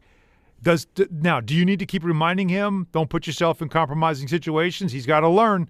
But he needs reps. He needs reps now so that when next season starts, and if it's Joe Shane or someone else that's putting a roster together, you better get a good number 2. You got to get a good number 2 receiver. Like that's number 1, ironically. But. Yes. Like that, your tight ends, you get your running back situation. Hopefully Scatterboo is okay, and he looks like a guy that you want to keep going with. The line has been pretty stable this year. But I want to know that I got a quarterback coming in that he's got 12 games under his belt, 14 games under his belt. He's not like Green. He's not J.J. McCarthy. He's a guy that is in his second year. He's seen it now. He knows he can do it. I agree with you. He's got to play. He's got to play. He's got to get reps. He's got to play, but playing a young quarterback who when you look at the people he's playing with, there's not a ton of talent. It doesn't necessarily develop them the right way. I disagree. No, you want to go? We can go chapter and verse. We can look at so many examples of guys who played and they're playing with jabronis, and in the end, their level of development can only be so high. Is the line good enough to protect him? That's all I care about. If there's drops on good throws, he's still developing because he's seeing guys who are open. He's watching film. He knows it. He's never going to say it publicly, but he knows it. He knows that guy's open. That guy. But there's more than drops, Alan. There's bad routes. There's so many other things we can't even see when you don't have a super talented group of guys playing. I'm sorry. There's no way you put him on ice. No, you can't. No, Alan, it's too late. I totally agree with you. Yeah. I'm just saying this is why I might have waited a few games. So Okay. it wasn't 14 games. We could have developed him well over the last 8. You know what I mean? Because the longer you trot him out there week after week after week on this terrible turf, which George Kittle spoke about yesterday, it's a nightmare. Week after week, you're putting him on this turf. It's a scary thought, man. I literally went through it yesterday. I was thinking, how long are they going to play Daniels for? Yeah, it's too raw for you to talk about because of what you saw. But I vehemently disagree with the idea that you have to worry about protecting this quarterback because what are we playing for? He has got to play. He's got to get reps. He's got to play NFL speed and keep developing his confidence, his understanding, all those things. He's got to get smarter. We know that. And they got to talk to him about it, but no, hopefully that's one of the main things he can learn while he's playing, right? Yeah, well, that's exactly it. But I don't want to turn this into like with the NBA mentality, where it's like it's better if he doesn't play. Like it doesn't make sense. He needs to play. He'll be fine if he's smart. Now, what he was doing yesterday was holding the ball too long. That's not smart. And initiating contact at the end of play is putting your head down isn't smart either. I love the fact that he's a gamer, that he's pissed off about losing and he hates it. He hates being in a home stadium, hearing the other team. This is all stuff to me. Like if I'm looking at this as an owner or as I'm running the front office, I'm saying, you know what, these are bad times, but we've got something special. And what I love is that deep down, he's going to keep receipts. He's going to remember the Niners came in and took over our building. I hated that. And we didn't have a crowd in here, and the other team's players were laughing because we had the ball and the chant was defense. When does that ever happen? Yeah. So this is stuff that he keeps. He seems like the type of guy, very Baker Mayfield type. He'll keep all these receipts. And it'll bother him enough to where the pain and the anguish and the frustration, this only makes him more motivated to when it turns around to make sure everybody knows. Like that, there is something about him going through this that could later on in his career with the Giants pay off because it's that extra motivation, the chip on his shoulder, all the stuff that, when a player has gone through the bad times and is around for when it turns, and especially if he's one of them, and nothing more special than that. But you got to protect him. And it's not like if this was the line from a couple of years, remember Daniel Jones running for his life all the time, maybe I would say to you, you know what, I might be a little concerned. I might want to dial it back because this line is a mess. But this line's been pretty good. Yeah, that's They fair. have protected him. No, they have. I give the line credit. Yeah. Listen, he's a kid, so there are plays sometimes where it looks like they may not be doing a great job when really he's running around. The issue's on him. Yeah. And at this point, yes, also you're not moving on from him. He's got to play. Now, listen, if you get to week 16, 17, 18, and maybe the line is beat up and it's worse, maybe at the end of the season I'd say, okay, I've seen enough. This was a great year. He played 12, 13 games. Let's rest him. But not now. You're not thinking about that now. No, you're starting him every game. But I'll take that late in the season. Do you just say, all right, like week 18, is it like, no, he's not playing? But do you also look at third quarter down 30?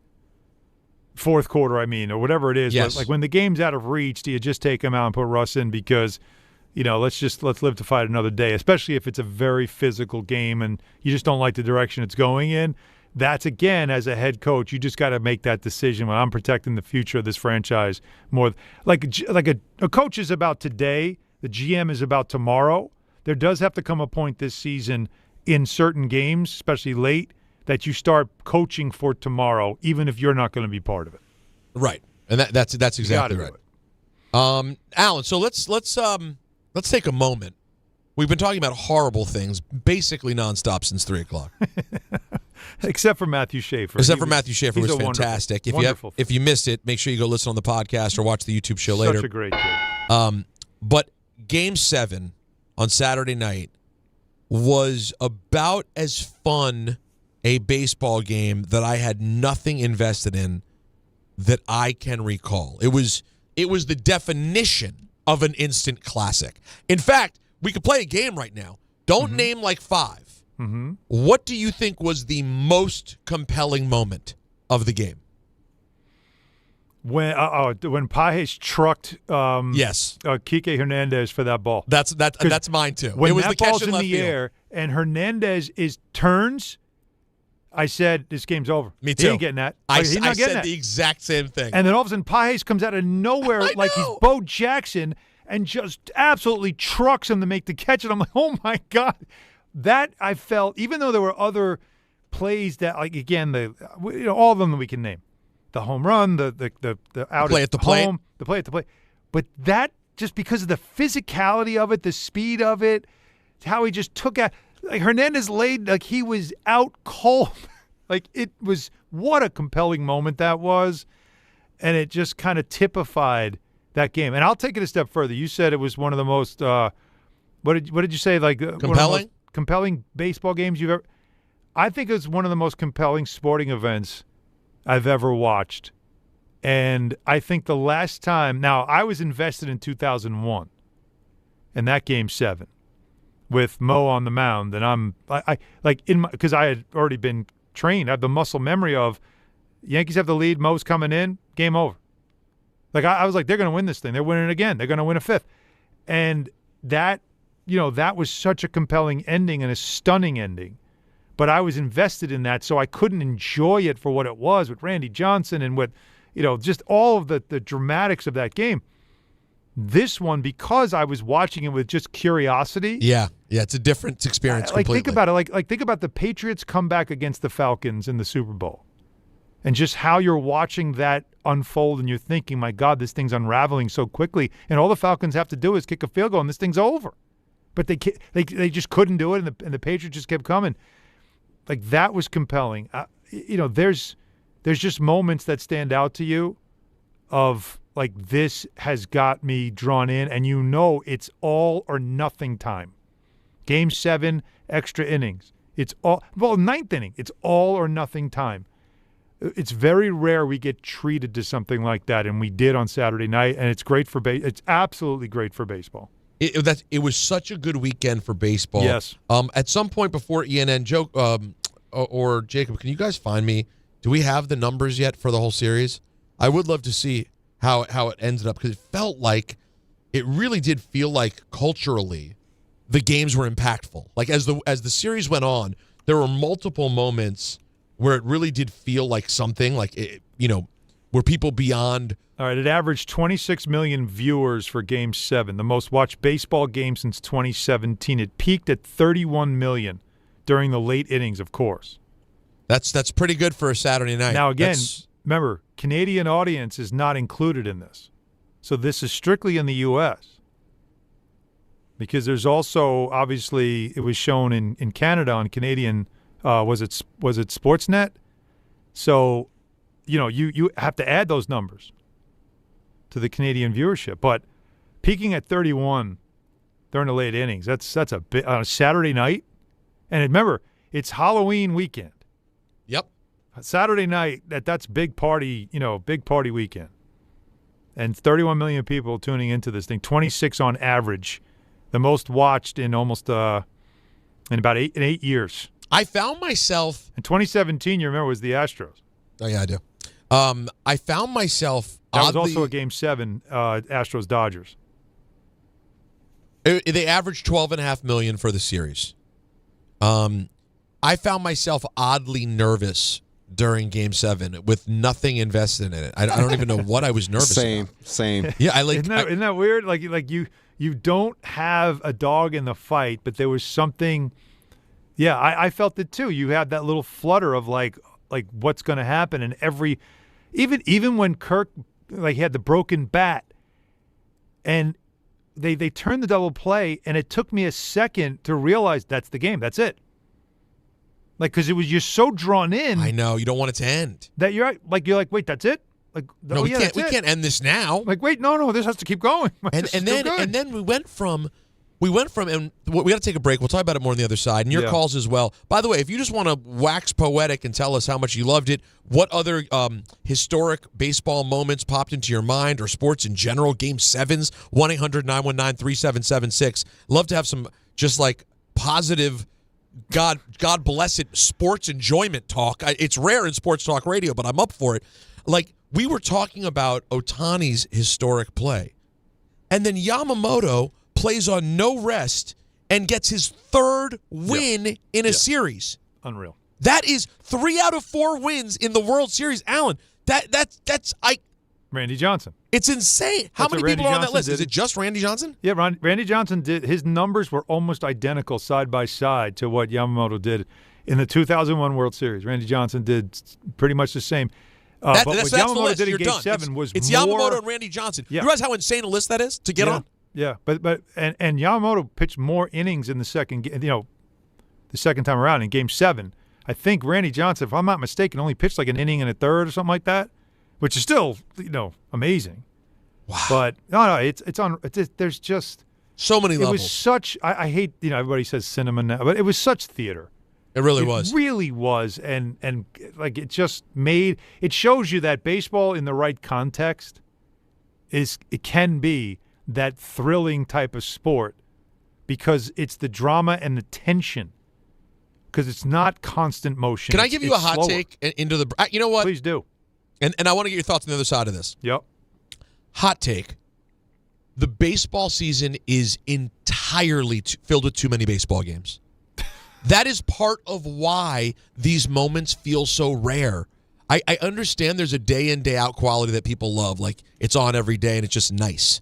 But I'm telling you, the fact that there's 162 of them before you get to the playoffs, by its nature, hurts the drama of the season. And then you get to the end, and I guess you could argue on the other side, but that's why at the end of the World Series, why it means so much. But man, it felt special. 1-800-919-3776.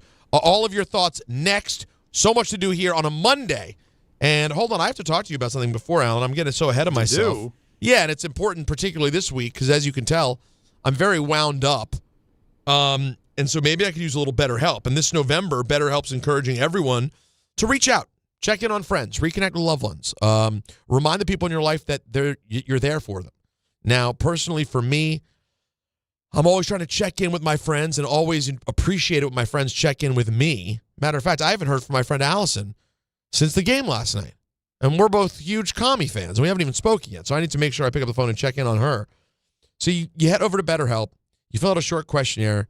You fill out your needs and preferences, and they do the rest.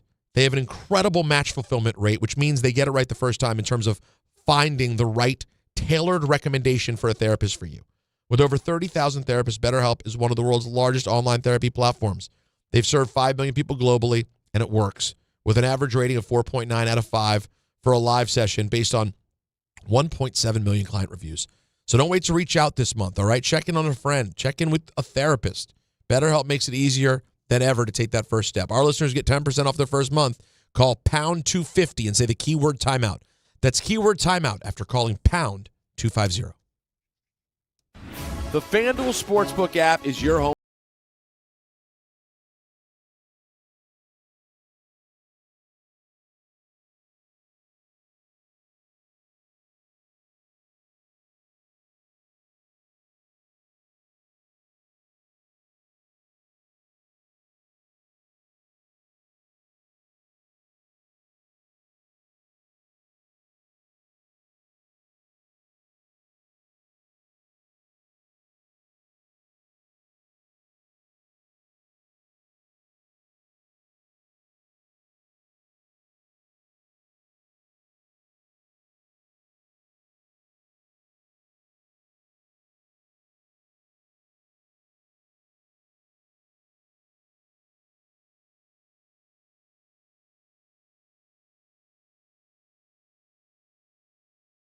Text OpenY 467-369.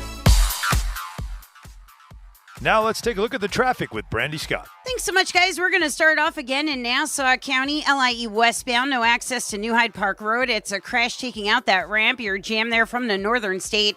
After that, some heavy slowdowns once you're in Queens, hitting the brakes between the Van Wyck and the BQE.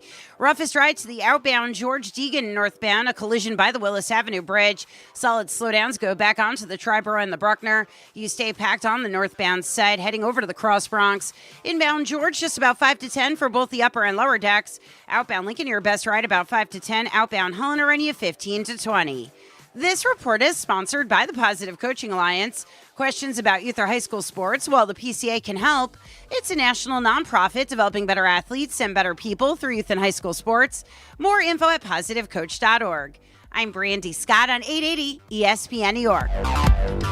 Score a win this game day with Amazon Pickup, the MVP of package pickup. Need that new football jersey for the big matchup? With Amazon Pickup, you can collect your order from secure Amazon lockers or counters near you on your schedule. Whether you're running from work or home or straight to the tailgate, Amazon Pickup makes it easy and worry-free at no extra cost. Don't miss kickoff. Grab your gear and your packages when it works for you. Find your nearest Amazon Pickup location at amazon.com/pickupmvp. That's amazon.com/pickupmvp.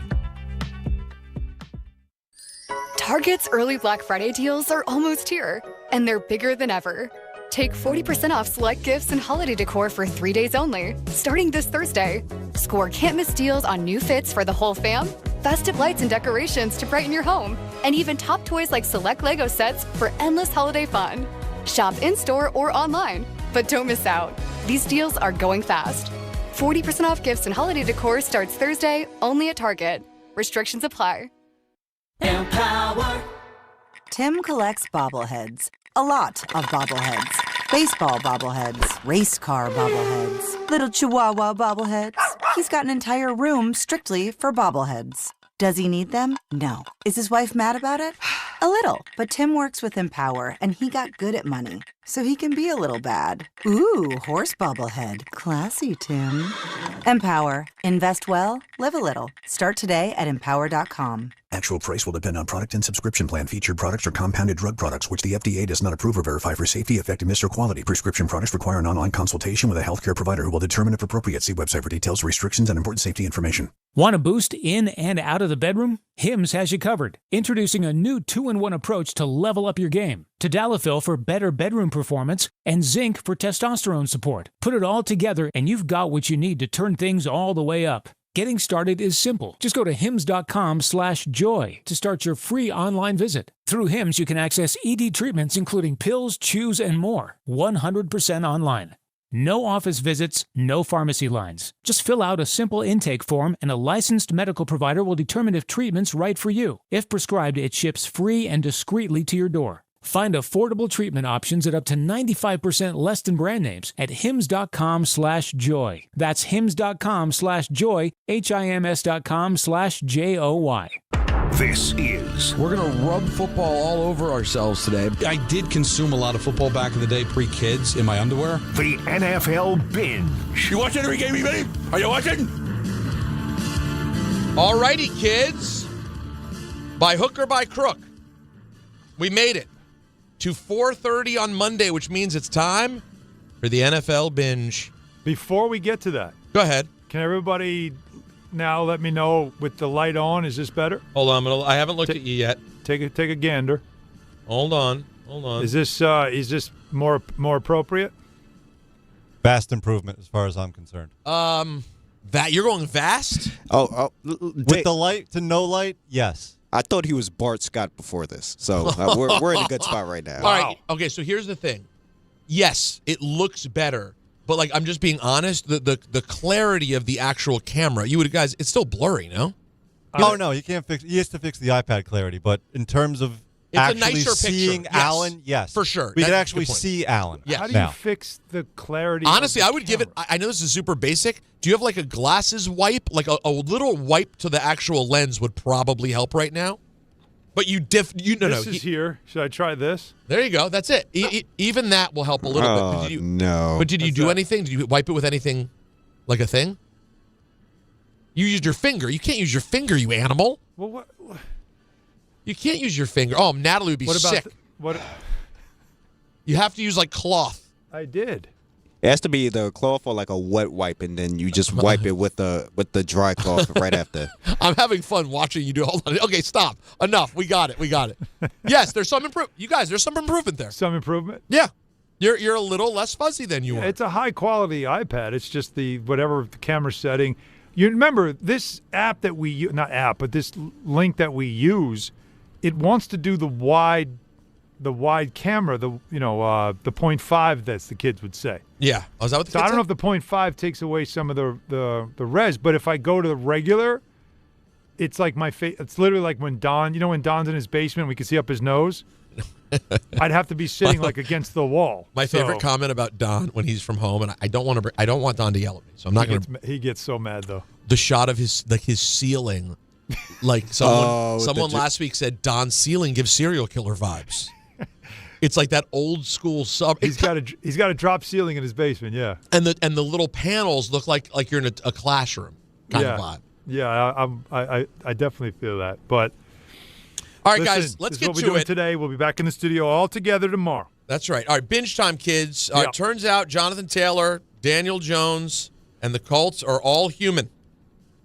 They lose 27-20 to the Steelers. Rodgers under center. Gets the snap. Will pitch to Warren to the left. Warren has some room, and Warren races into the end zone for the Pittsburgh Steelers touchdown. That from WDVE in Pittsburgh. The Colts turn it over 6 times, most by a team this season, tied for their most in a game over the last 45 years. And we talked about this, Alan. They're a fun and exciting team, but it was a test to go on the road to Pittsburgh to play against a big boy franchise, and they came up short. But even with those turnovers, they still don't lose by a score. The defense showed up. It had to. This was, with the Ravens, everybody's still picking the Ravens. If you're the Steelers, if you're in that locker room, if you're Mike Tomlin, all you're talking about is they're writing us off already. And this was a big boy kind of show up, right? Big boy pants kind of performance. Red hot team coming in, feeling good about themselves. This was a setup. I didn't want to touch this game for that reason. Who played it? You or Don? Don did. Yeah. Don did? Don did. There's no way I was touching this game because it had that little bit of X factor about hot team coming in feeling good, and a team that suddenly that was off to a good start that everybody was overlooking. Total setup game, and it went accordingly. All right, the Chicago Bears. What a game this was, man. Can you need to have my Mike Ditka drop ready whenever I do. Bears. Whenever I do a Bears highlight. The Bears beat the Bengals 47-42 in an absolutely insane game that featured 3 touchdowns in the last 2 minutes. 2 lead changes in the final minute. Joey Flacco put the Bengals ahead 42-41 with a 9-yard TD pass. It seemed like it was over at that moment, but then the Bears took over on their 28 with 54 seconds left and 4 plays later. Safeties are back deep. Adunze motions left. They're blitzing. It's picked up. Caleb throws. Middle of the field. Loveland catch. Breaks away at the 30. Loveland 20. Loveland 10. Loveland end zone. Touchdown Bears. Colston Loveland on a throw by Caleb Williams on the blitz with 17 seconds to go. And the Bears reclaim the lead. 47-42. When I see the bearded Ditka, all I think is, that's not it. It's not Ditka drop. It's the Jim McMahon drop. I'll tell you the moment the Bears got Jim McMahon. Thank you. What a game. And don't look now. The Bears are still in business.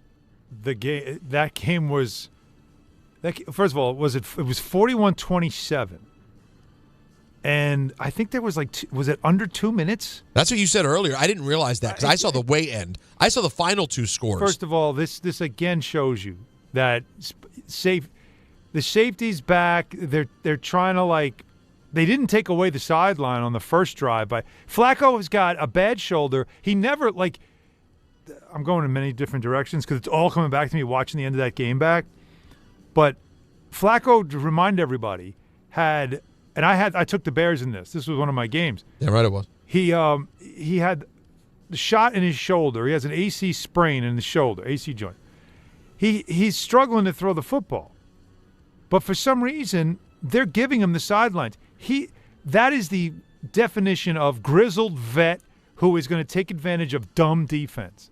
And he was just throwing darts on target, and they went down the field, scored a touchdown. But it's all right, it made it interesting, but now you got to do the hard part, which is you got to get the ball back in the onside kick, which never happens until it does, because the Bears' special teams were an abomination the whole game. So you hit a guy's leg, you recover the ball, and they're giving you the middle of the field, and he's like, okay, the safeties on both sides of the football, both teams it was low IQ football from their secondaries of both these teams. And it's amazing what Joe Flacco was able to do. And even after they took that brief lead, 42-41, he's on the sideline, and there's not a smirk or smile on his face. He looked like a guy that was in extreme pain. And he was just keeping a blank expression, just standing there.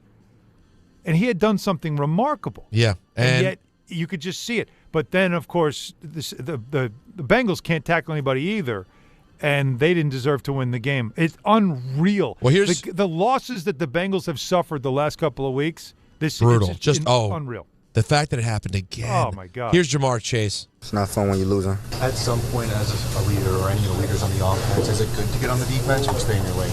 I'm going to stay in my lane. I don't want no defensive player come and chew me out about what the I'm doing.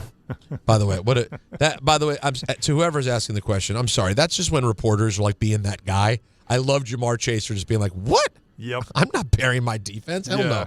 Now, I warned on Friday. Do you really want? I know the Bills obviously want to win every game, but if you're a fan, somewhere in your mind, are you worried about beating them yet again in the regular season? Because going into yesterday, it was 4-1 Bills over the Chiefs in this recent series. Of course, 0-4 in the playoffs. Mm-hmm. And then this happens. There's the handoff. The shove is there, and he is in for a 1-yard touchdown run. Josh Allen with his second rushing touchdown of the game. And he hands it to Spencer Brown, who spikes it with authority. And then Josh Allen catches the spike and spikes it again. This Bills offense is fired up. Allen now 5-1 in the regular season against the Chiefs, but still 0-4. Will it happen again this postseason? Now, this game was all first half, right?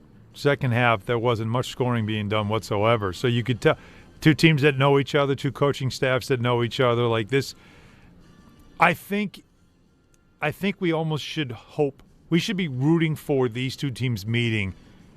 You'd love it to be the AFC Championship game, but even if it was in the division round, you got to take it.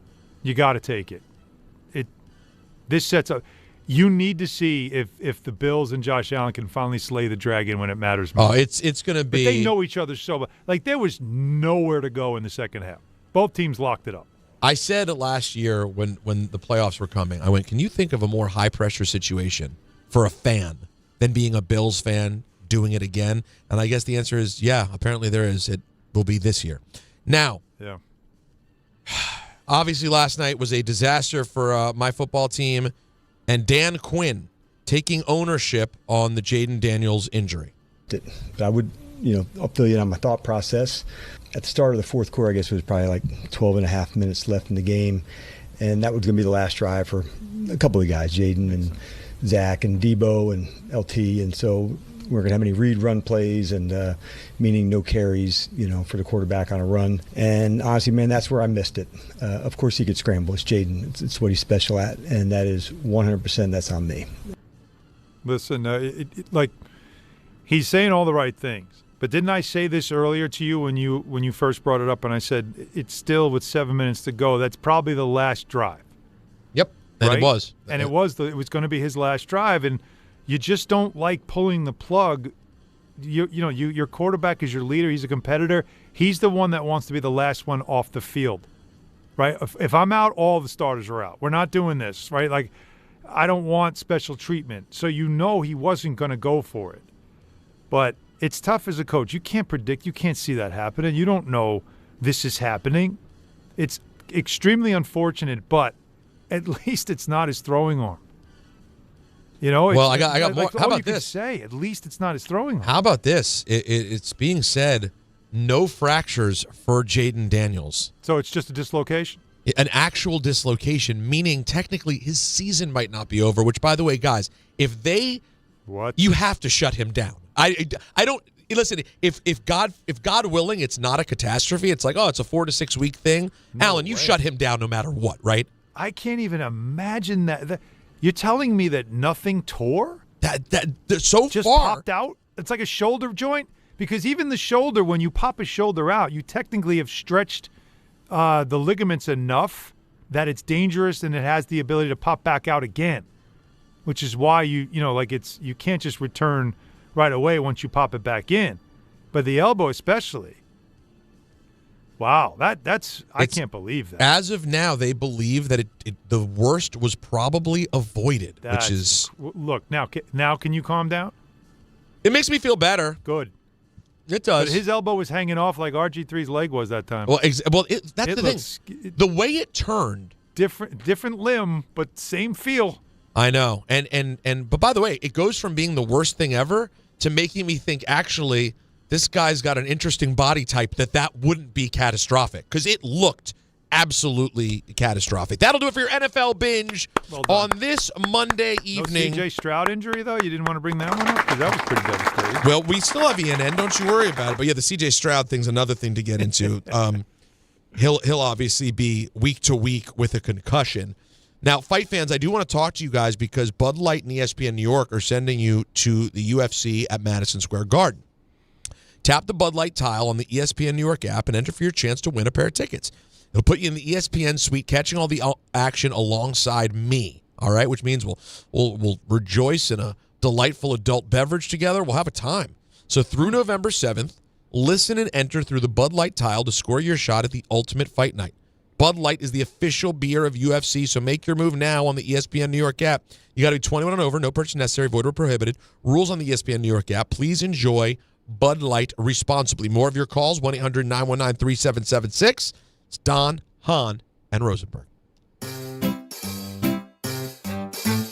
1-877-CARS for kids.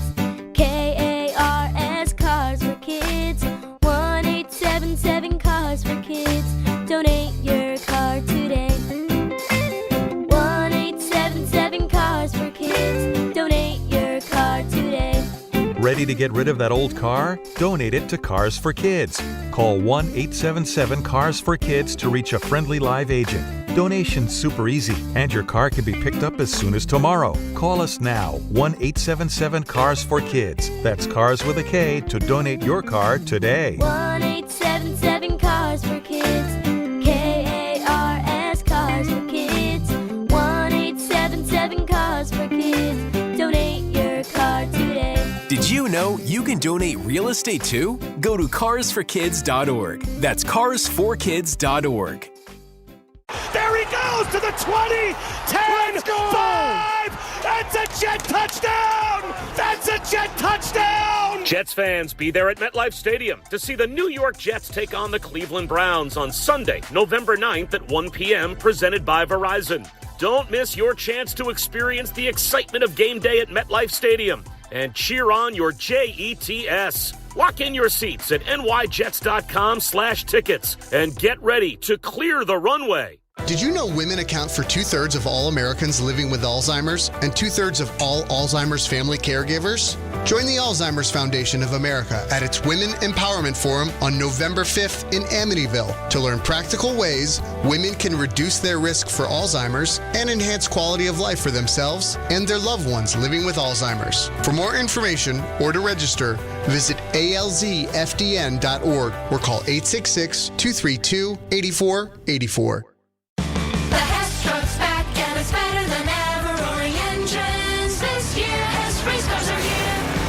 The Hess Stock Car Racers are loaded with lights, sounds, and a powerful racing motor. Only at HessToyTruck.com. Free shipping and batteries included. At Uline, they know going the extra mile takes hard work. For companies pushing to go further, Uline will go the distance with you. 24/7, they answer the phone to get you the shipping and industrial supplies you need. Business can move fast.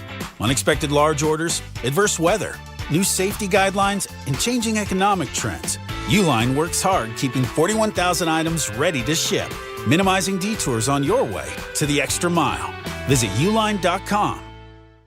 Looking for the best internet deal? It's just a fast phone call away. Only Optimum Fiber Internet delivers the fastest and most reliable fiber internet starting at just $25 a month. That's right, lightning fast fiber internet at a price that won't slow you down. Call 888-4OPTIMUM today to lock in your offer in just a few minutes and see how you can also get the Disney Plus Hulu bundle and an unlimited mobile line on us. Don't take slow for an answer. Call 888-4OPTIMUM or visit Optimum.com today. Terms apply. Empower. Jen has ordered a decadent seafood tower, king crab legs, lobster tails, and a waterfall of caviar. Pricey? You bet. But Jen worked with Empower on her savings and investment strategy and planned for splurges like these. She got good at money, so she can be a little bad. Ooh, champagne. Empower. Invest well, live a little. Start today at empower.com. Past performance is not indicative of future returns. Investing involves risk. You may lose money. Advisory services are provided for a fee by Empower Advisory Group, LLC, EAG, a registered investment advisor with the Securities and Exchange Commission. OMG, those shrimps are really jumbo. Now that I'm a dad, I can't stop thinking about what would happen to my kids if something happened to me. Like losing the house or not affording college. Yeah, that used to keep me up at night too. It's why I finally got life insurance from Ethos. It's 100% online. No medical exams, just a few health questions. I got $2 million in coverage for around $2 a day. I never realized it was that simple. Get your free quote at ethos.com/game. That's ethos.com/game. Rates may vary. Bill monthly. Sample rate 10-year term life policy for a 35-year-old healthy non-smoking male. From the regular season to the Super Bowl, ESPN New York is your destination for football. We've got crazy fans. If the Giants somehow beat the Cowboys, I'm going to take a dump on your head. You can feel good because you're a damn football team. Expert analysis. Marcus Spears joins us now. ESPN NFL analyst Damian Woody. Mel Kiper Jr. The Hall of Famer Steve Young. He's kind of our resident general manager, Louis Riddick. We got Mike Tannenbaum right now. And all your fantasy and wagering needs. This is ESPN New York. We are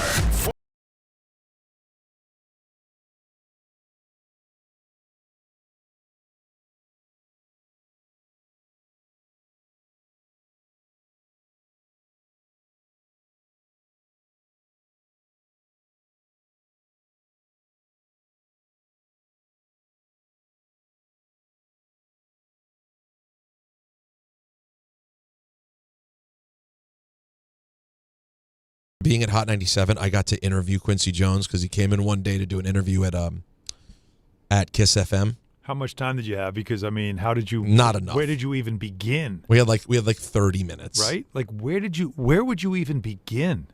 I did it. It's out there. It's a Juan Epstein episode with Quincy Jones. I don't... Honestly, it's hard for me to go back and listen to stuff that I did like even 10 years ago. There's probably 15 years ago, 13 years ago, because I'm worried that I'm going to hate what I did. And like, I'm going to think like, why did you ask that? You had such limited time and now he's gone.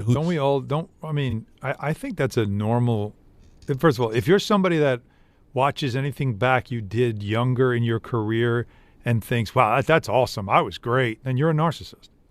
Because a lot of times we are, like, honestly, like, we are always critical of ourselves. Those of us that are always constantly trying to evolve and get better and be better and achieve and all that stuff, like, you're never satisfied. I can't read stories I wrote in Newsday years ago. Like, sometimes I'll come across something when I'm doing searches and it's like, oh, I wrote that. And I'll read, I was like, God, what the hell? Like, we're always trying to evolve. So you can't listen to it and with a discerning ear. You almost should listen to it for the content.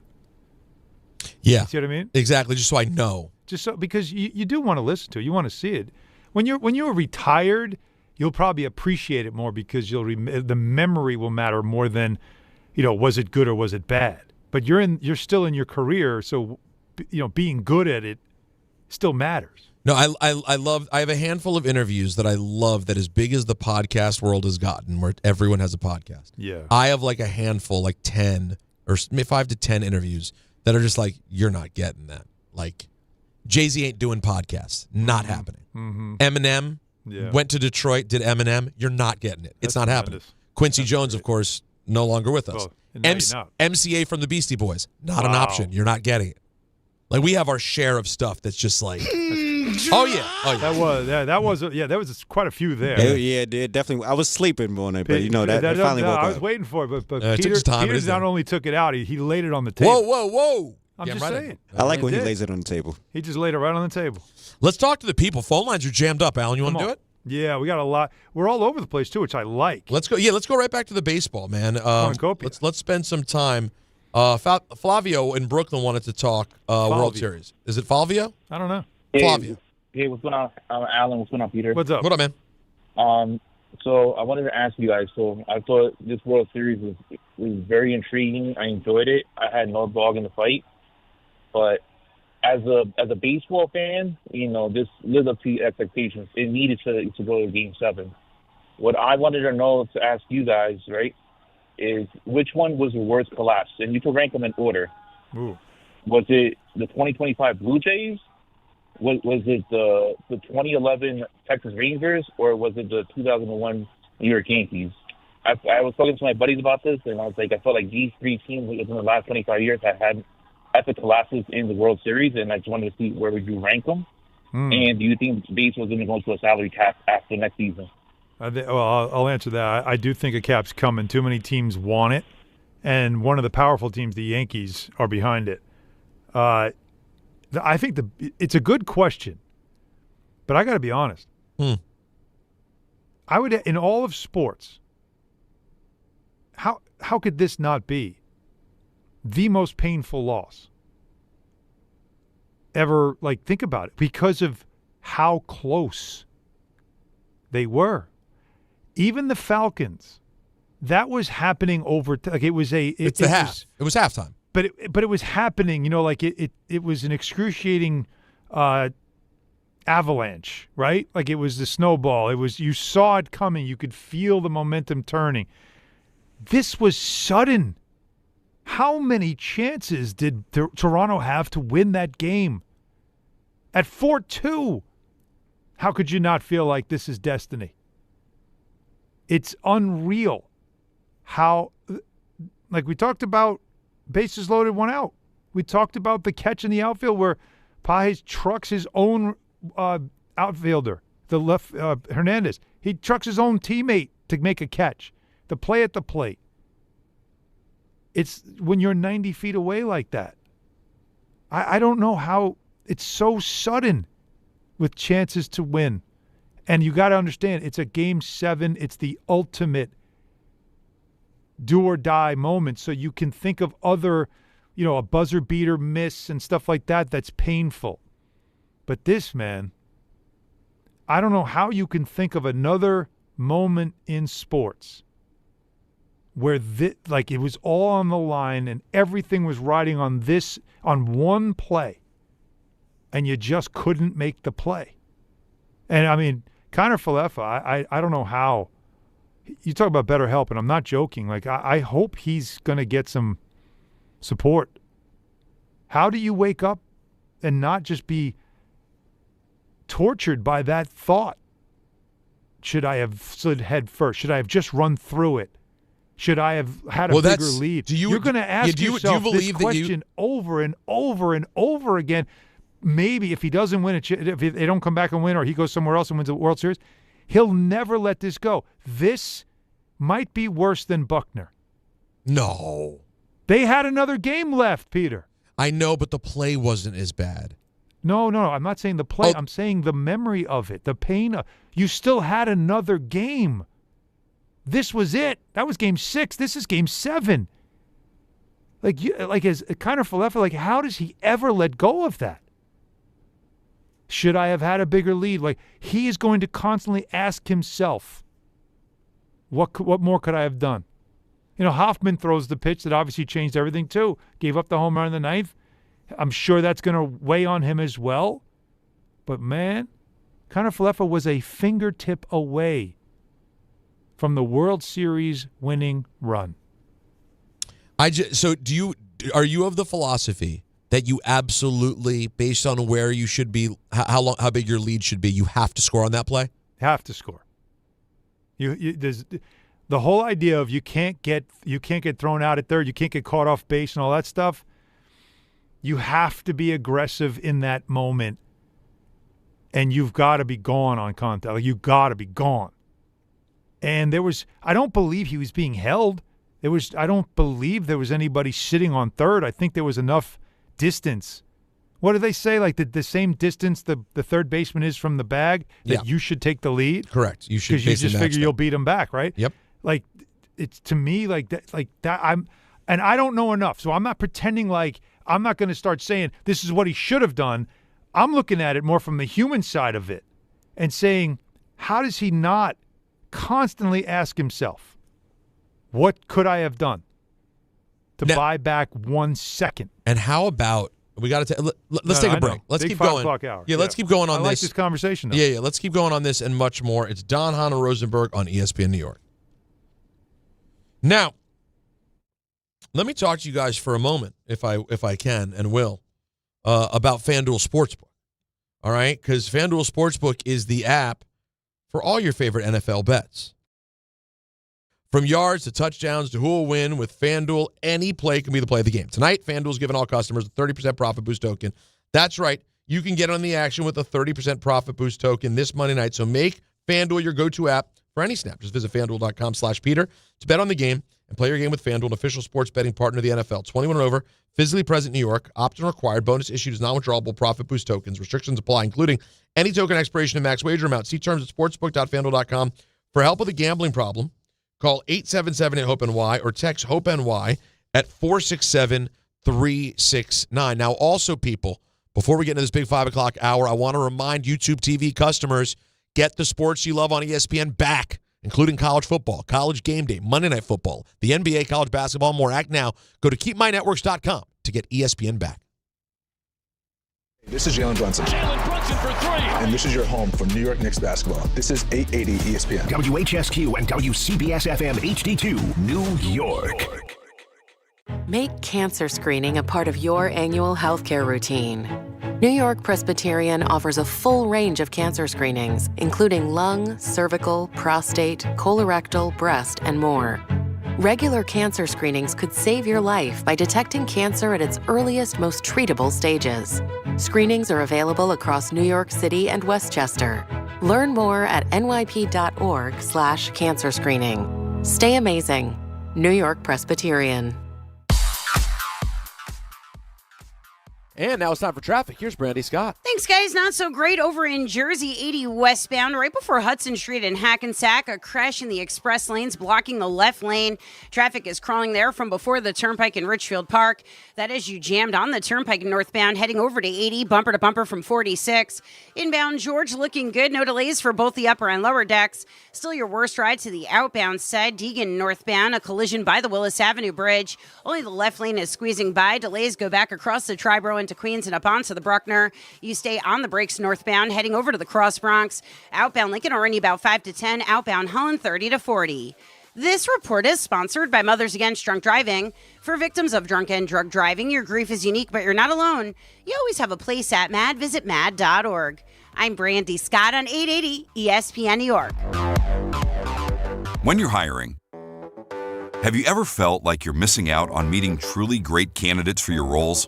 It seems impossible to find them, but they have to be out there somewhere, right? Well, they're not hard to find when you know where to go, and that place is ZipRecruiter.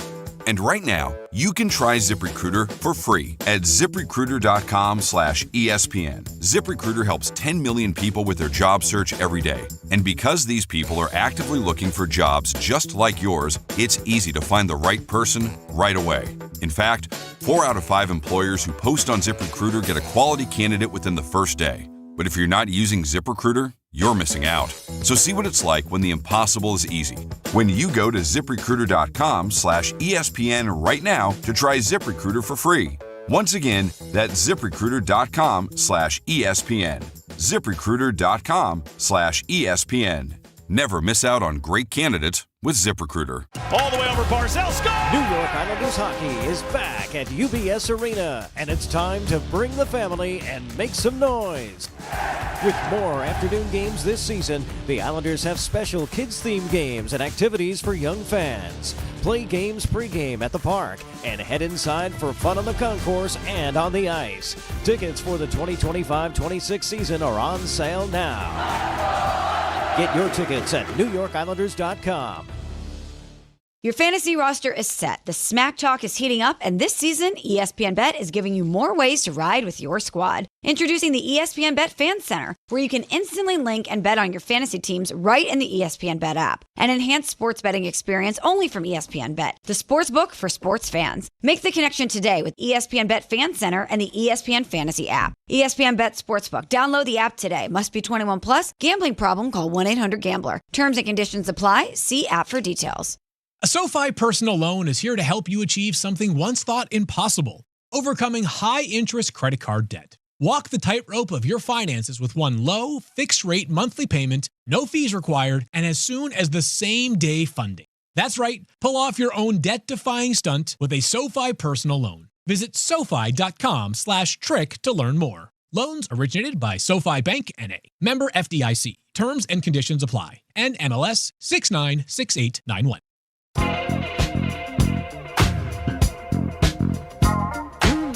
.505 in New York City. Don, Hahn Rosenberg. Some game time brought to you by Tullamore Dew Irish Whiskey, because when it's game time.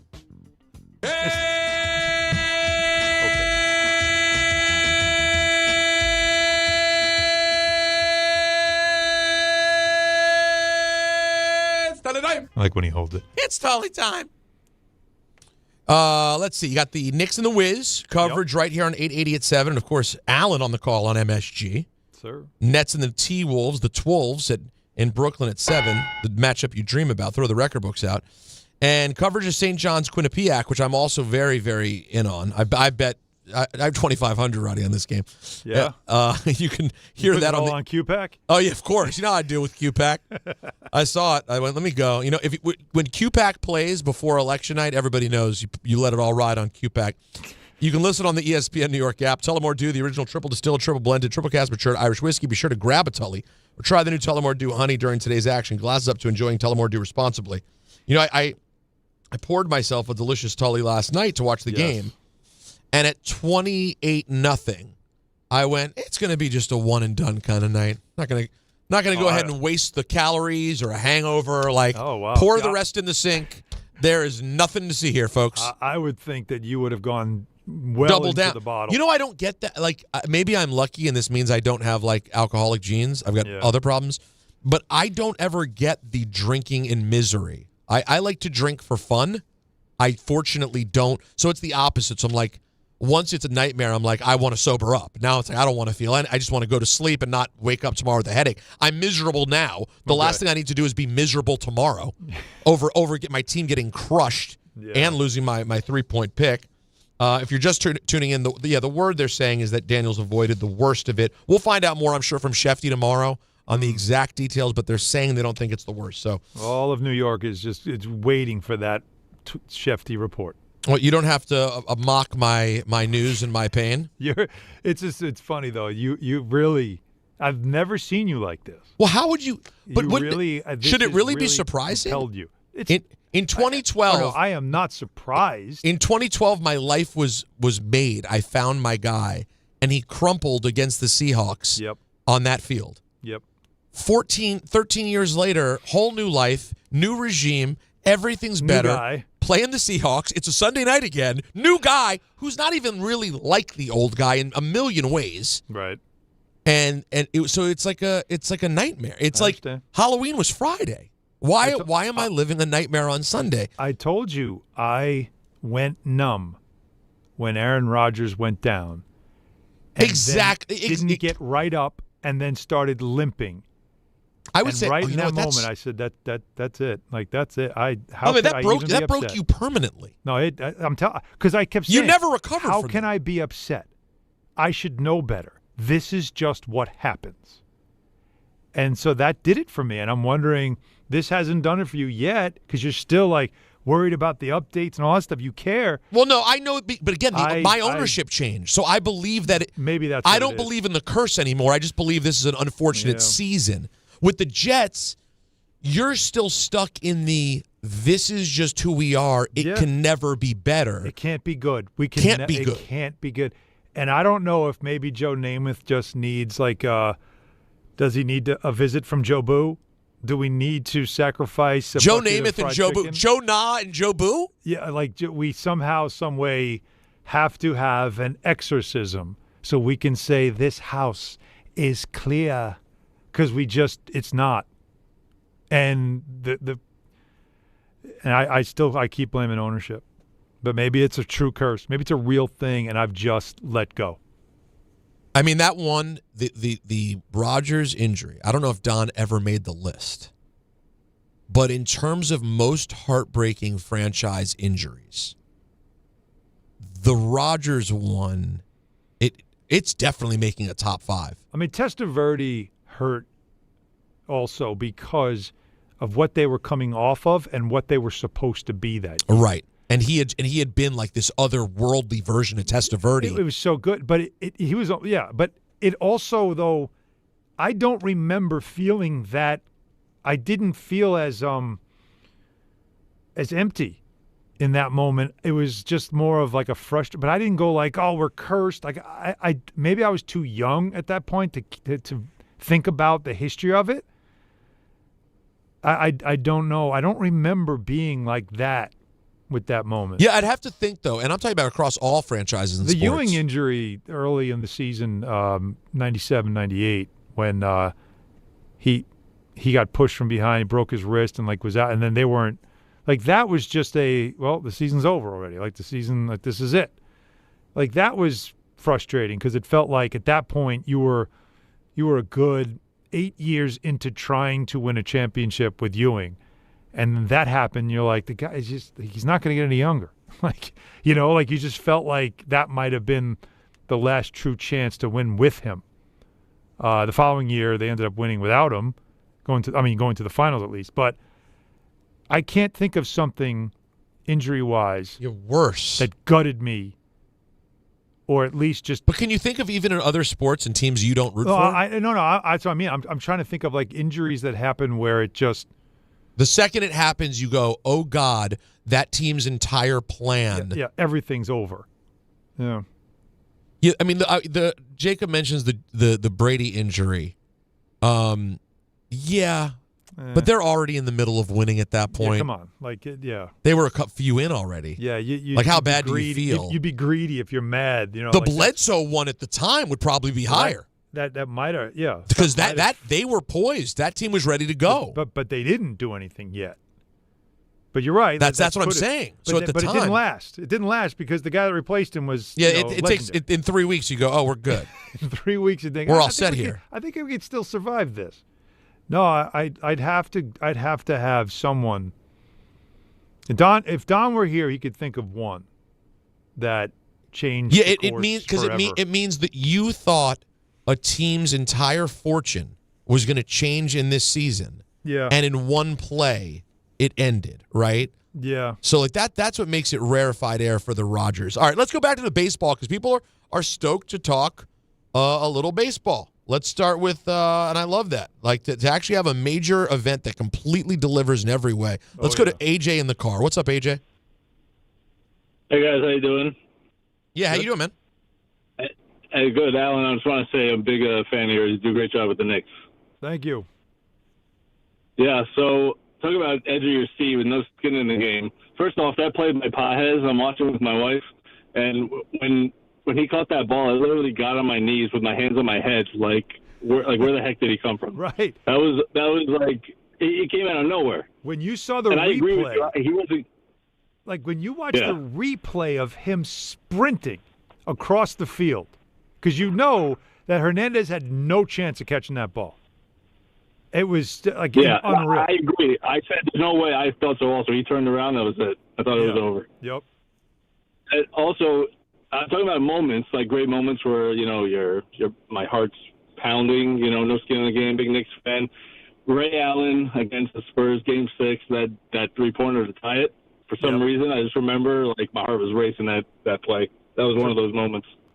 Absolutely tremendous play. The ropes were coming out. They were about to crown a champion that night, and it makes just an unreal play. A huge three. The tip, I think it was Bosch. He got his fingertip on it to get the ball loose to get it out to him. Just a phenomenal series-saving play. But again, that's a Game 6. There was still another game to play.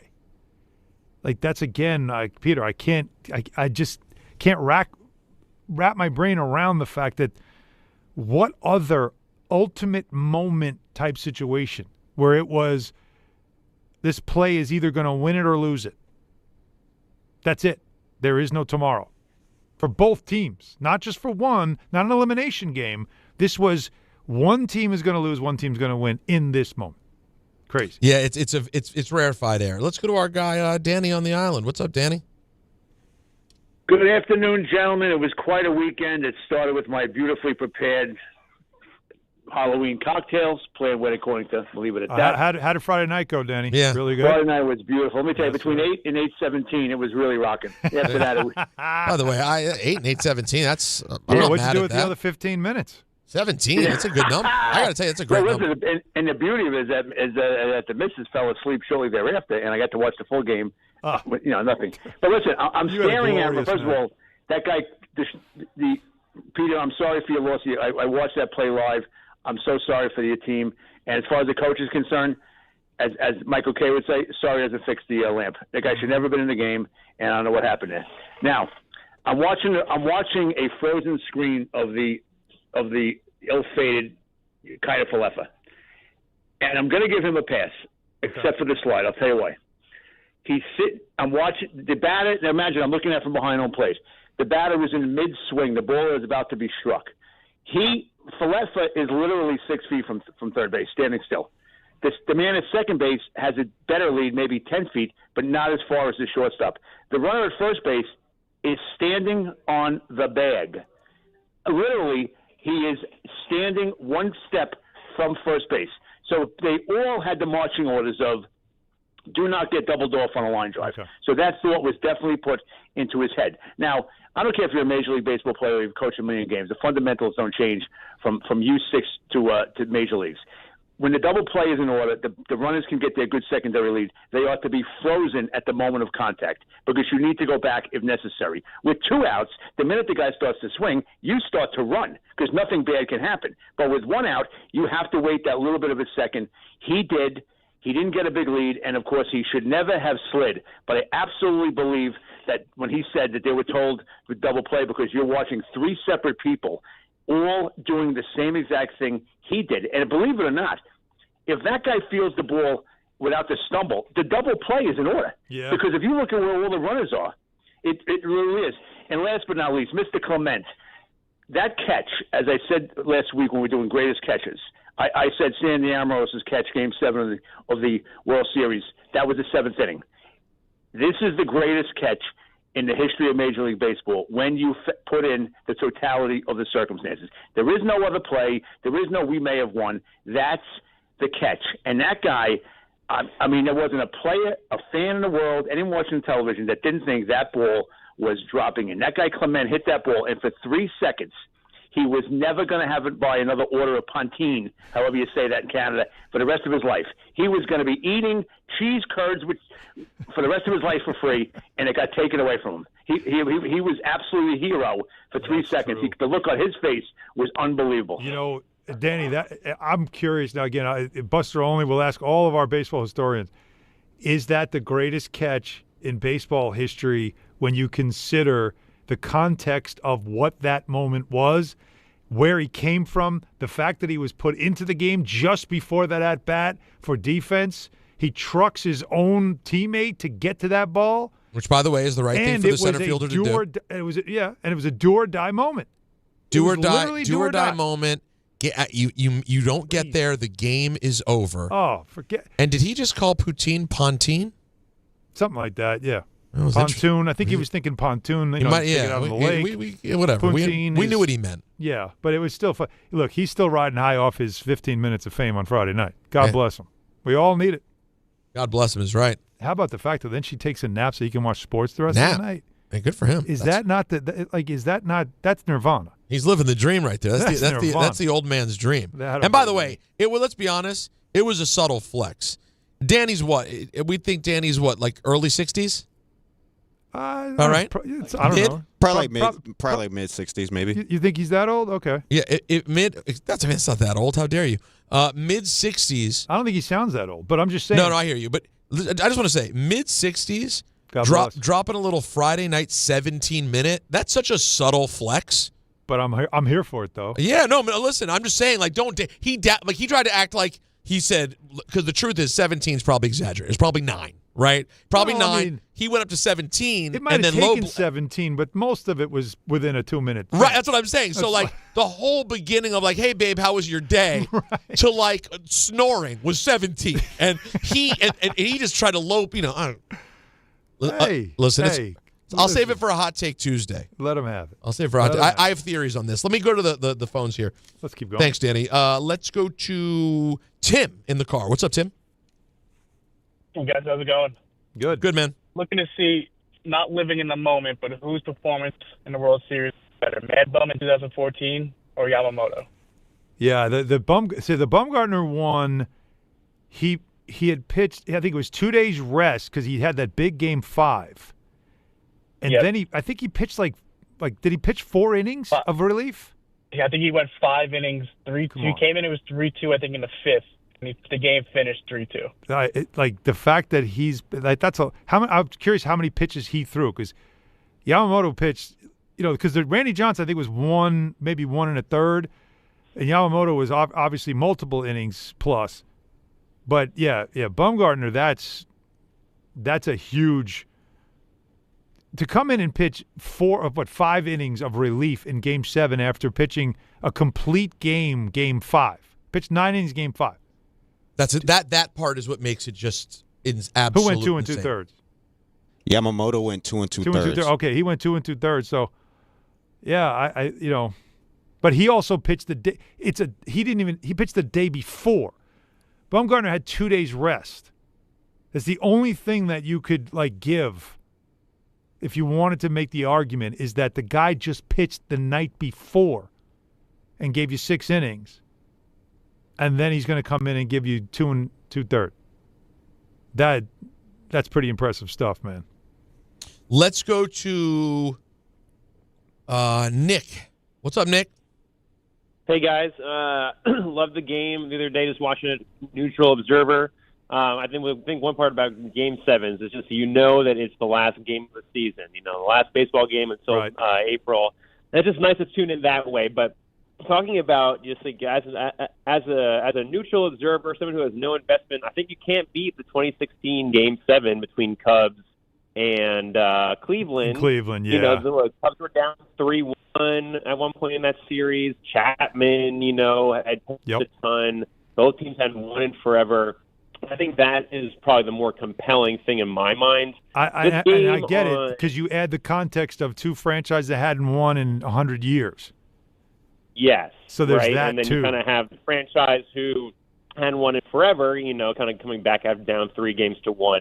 But yeah, I think that was the rain delay component of everything like that. Lead changes, and so this game on Saturday was great. I think it had fantastic storylines, but just in terms of everything, context, historical, everything like that. That was one of my favorite baseball games to just watch, as a fan of the game back then. But anyway, love you guys. Talk to you soon. Thanks, Nick. Yeah, that's a good one that he brought up because of the historical context. Like you knew whoever was winning that World Series was ending like a century-long drought, curse, whatever you want to use. Oh, right? yeah.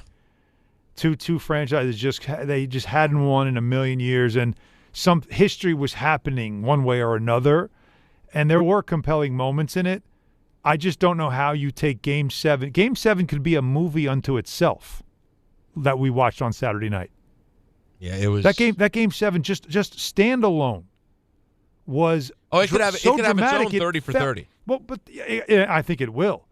But think of because you always do the precursor stuff of the 18-inning game and all the other stuff, and then Ohtani, but and the last place finish from the Blue Jays and how they were there. But I can't there were things that were happening in the later innings, in the 8th, in the 9th, in the 10th especially, and then obviously the 11th. There were things that were happening, Peter, that if I told you I'm going to make this movie and these are the things you're going to be like, nobody's going to believe that. Like, come on, all right, now you're getting ridiculous. Like, all right, that's too much. You can't have that many dramatic things. Nobody's going to believe it. But all of it happened in real time. I'm telling you, it's the greatest reality show in the world, professional sports. And particularly, it reminds you that, and I know everyone here, a lot of our listeners don't think I love baseball because I don't always want to wax poetic about it 6 months a year. But when baseball gets to its best, there's nothing. It's so unique. All right, I'm not going to come out here and say it's the best playoff because if you're a hockey fan, the NHL playoffs, nothing better. Right. If you're a basketball fan, the NCAA tournament is epic. If you appreciate international soccer, the World Cup tournament's unlike anything else in the world. So everything has its own thing. But there is something so particularly nerve-wracking and intense about baseball playoffs. And Saturday had every single component. It was amazing. 1-800-919-3776. A few people on hold who want to throw out some suggestions for injuries that immediately changed a season. We'll talk to you guys. We got ENN coming up at 6 o'clock. It's DHR on ESPN New York. Hey, guys, goes to the 20, 10, 5. That's a Jet touchdown! That's a Jet touchdown! Jets fans, be there at MetLife Stadium to see the New York Jets take on the Cleveland Browns on Sunday, November 9th at 1 p.m., presented by Verizon. Don't miss your chance to experience the excitement of game day at MetLife Stadium and cheer on your Jets. Lock in your seats at nyjets.com/tickets and get ready to clear the runway. Looking for the best internet deal? It's just a fast phone call away. Only Optimum Fiber Internet delivers the fastest and most reliable fiber internet starting at just $25 a month. That's right, lightning fast fiber internet at a price that won't slow you down. Call 888-4OPTIMUM today to lock in your offer in just a few minutes and see how you can also get the Disney Plus Hulu bundle and an unlimited mobile line on us. Don't take slow for an answer. Call 888-4OPTIMUM or visit Optimum.com today. Terms apply. This is an ad by BetterHelp. Shorter days don't have to be so dismal. It's time to reach out and check in with those you care about, and to remind ourselves that we're not alone. As seasons change and days grow darker sooner, it can be a tough time for many. This November, BetterHelp's encouraging everyone to reach out, check in on friends, reconnect with loved ones, and remind the people in your life that you're there. BetterHelp does the initial matching work for you so you can focus on your therapy goals. Short questionnaire helps you identify your needs and preferences, and our 12-plus years of experience and industry-leading match fulfillment rate means we typically get it right the first time. If you aren't happy with your match, switch to a different therapist at any time from our tailored recommendations. This month, don't wait to reach out. Whether you're checking in on a friend or reaching out to a therapist yourself, BetterHelp makes it easier to take that first step. Our listeners get 10% off their first month. Just call pound 250 and say the keyword timeout. That's keyword timeout after calling pound 250. At Uline, they know firsthand the road to success is an uphill climb.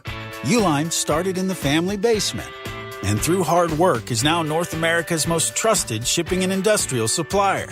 They get what it means to have the support of reliable, hard-working partners. So they keep 41,000 items ready to ship. Whether your company is still in a basement office or expanding cross-country, Uline will be there on your road to success. Visit uline.com. Score a win this game day with Amazon Pickup, the MVP of package pickup. Need that new football jersey for the big matchup? With Amazon Pickup, you can collect your order from secure Amazon lockers or counters near you on your schedule. Whether you're running from work or home or straight to the tailgate, Amazon Pickup makes it easy and worry-free at no extra cost. Don't miss kickoff. Grab your gear and your packages when it works for you. Find your nearest Amazon Pickup location at amazon.com/pickupmvp. That's amazon.com/pickupmvp.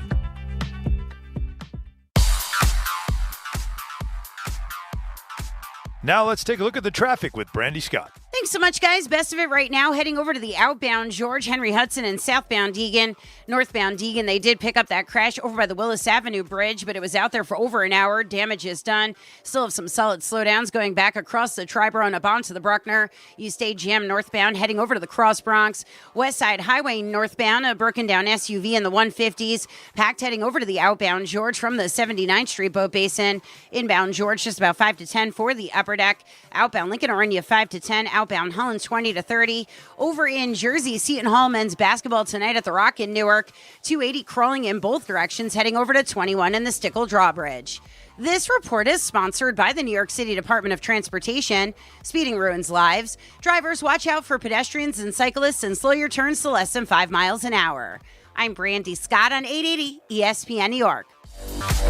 Coach Saban here. On the field or on your walls, coverage matters. That's why I go with Behr Marquee Interior Paint and Primer from the Home Depot. Exceptional hide, advanced stain blocking, and over 1,000 colors to choose from. Behr Marquee delivers one-coat coverage that stands up to real life. One-coat coverage, no overtime. Behr Marquee, only at the Home Depot.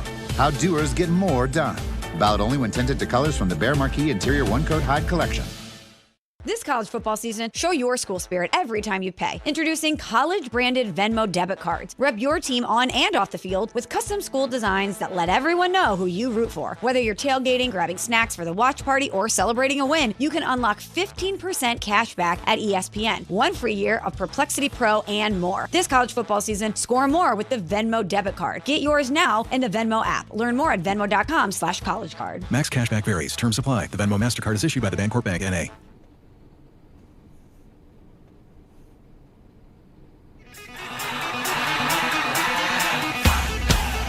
All right, we'll get back to your calls, 800-919-3776 in a moment. But every aspect of your business, guys, from the most mundane to the most complex, will operate orders of magnitude better and faster when you add artificial intelligence.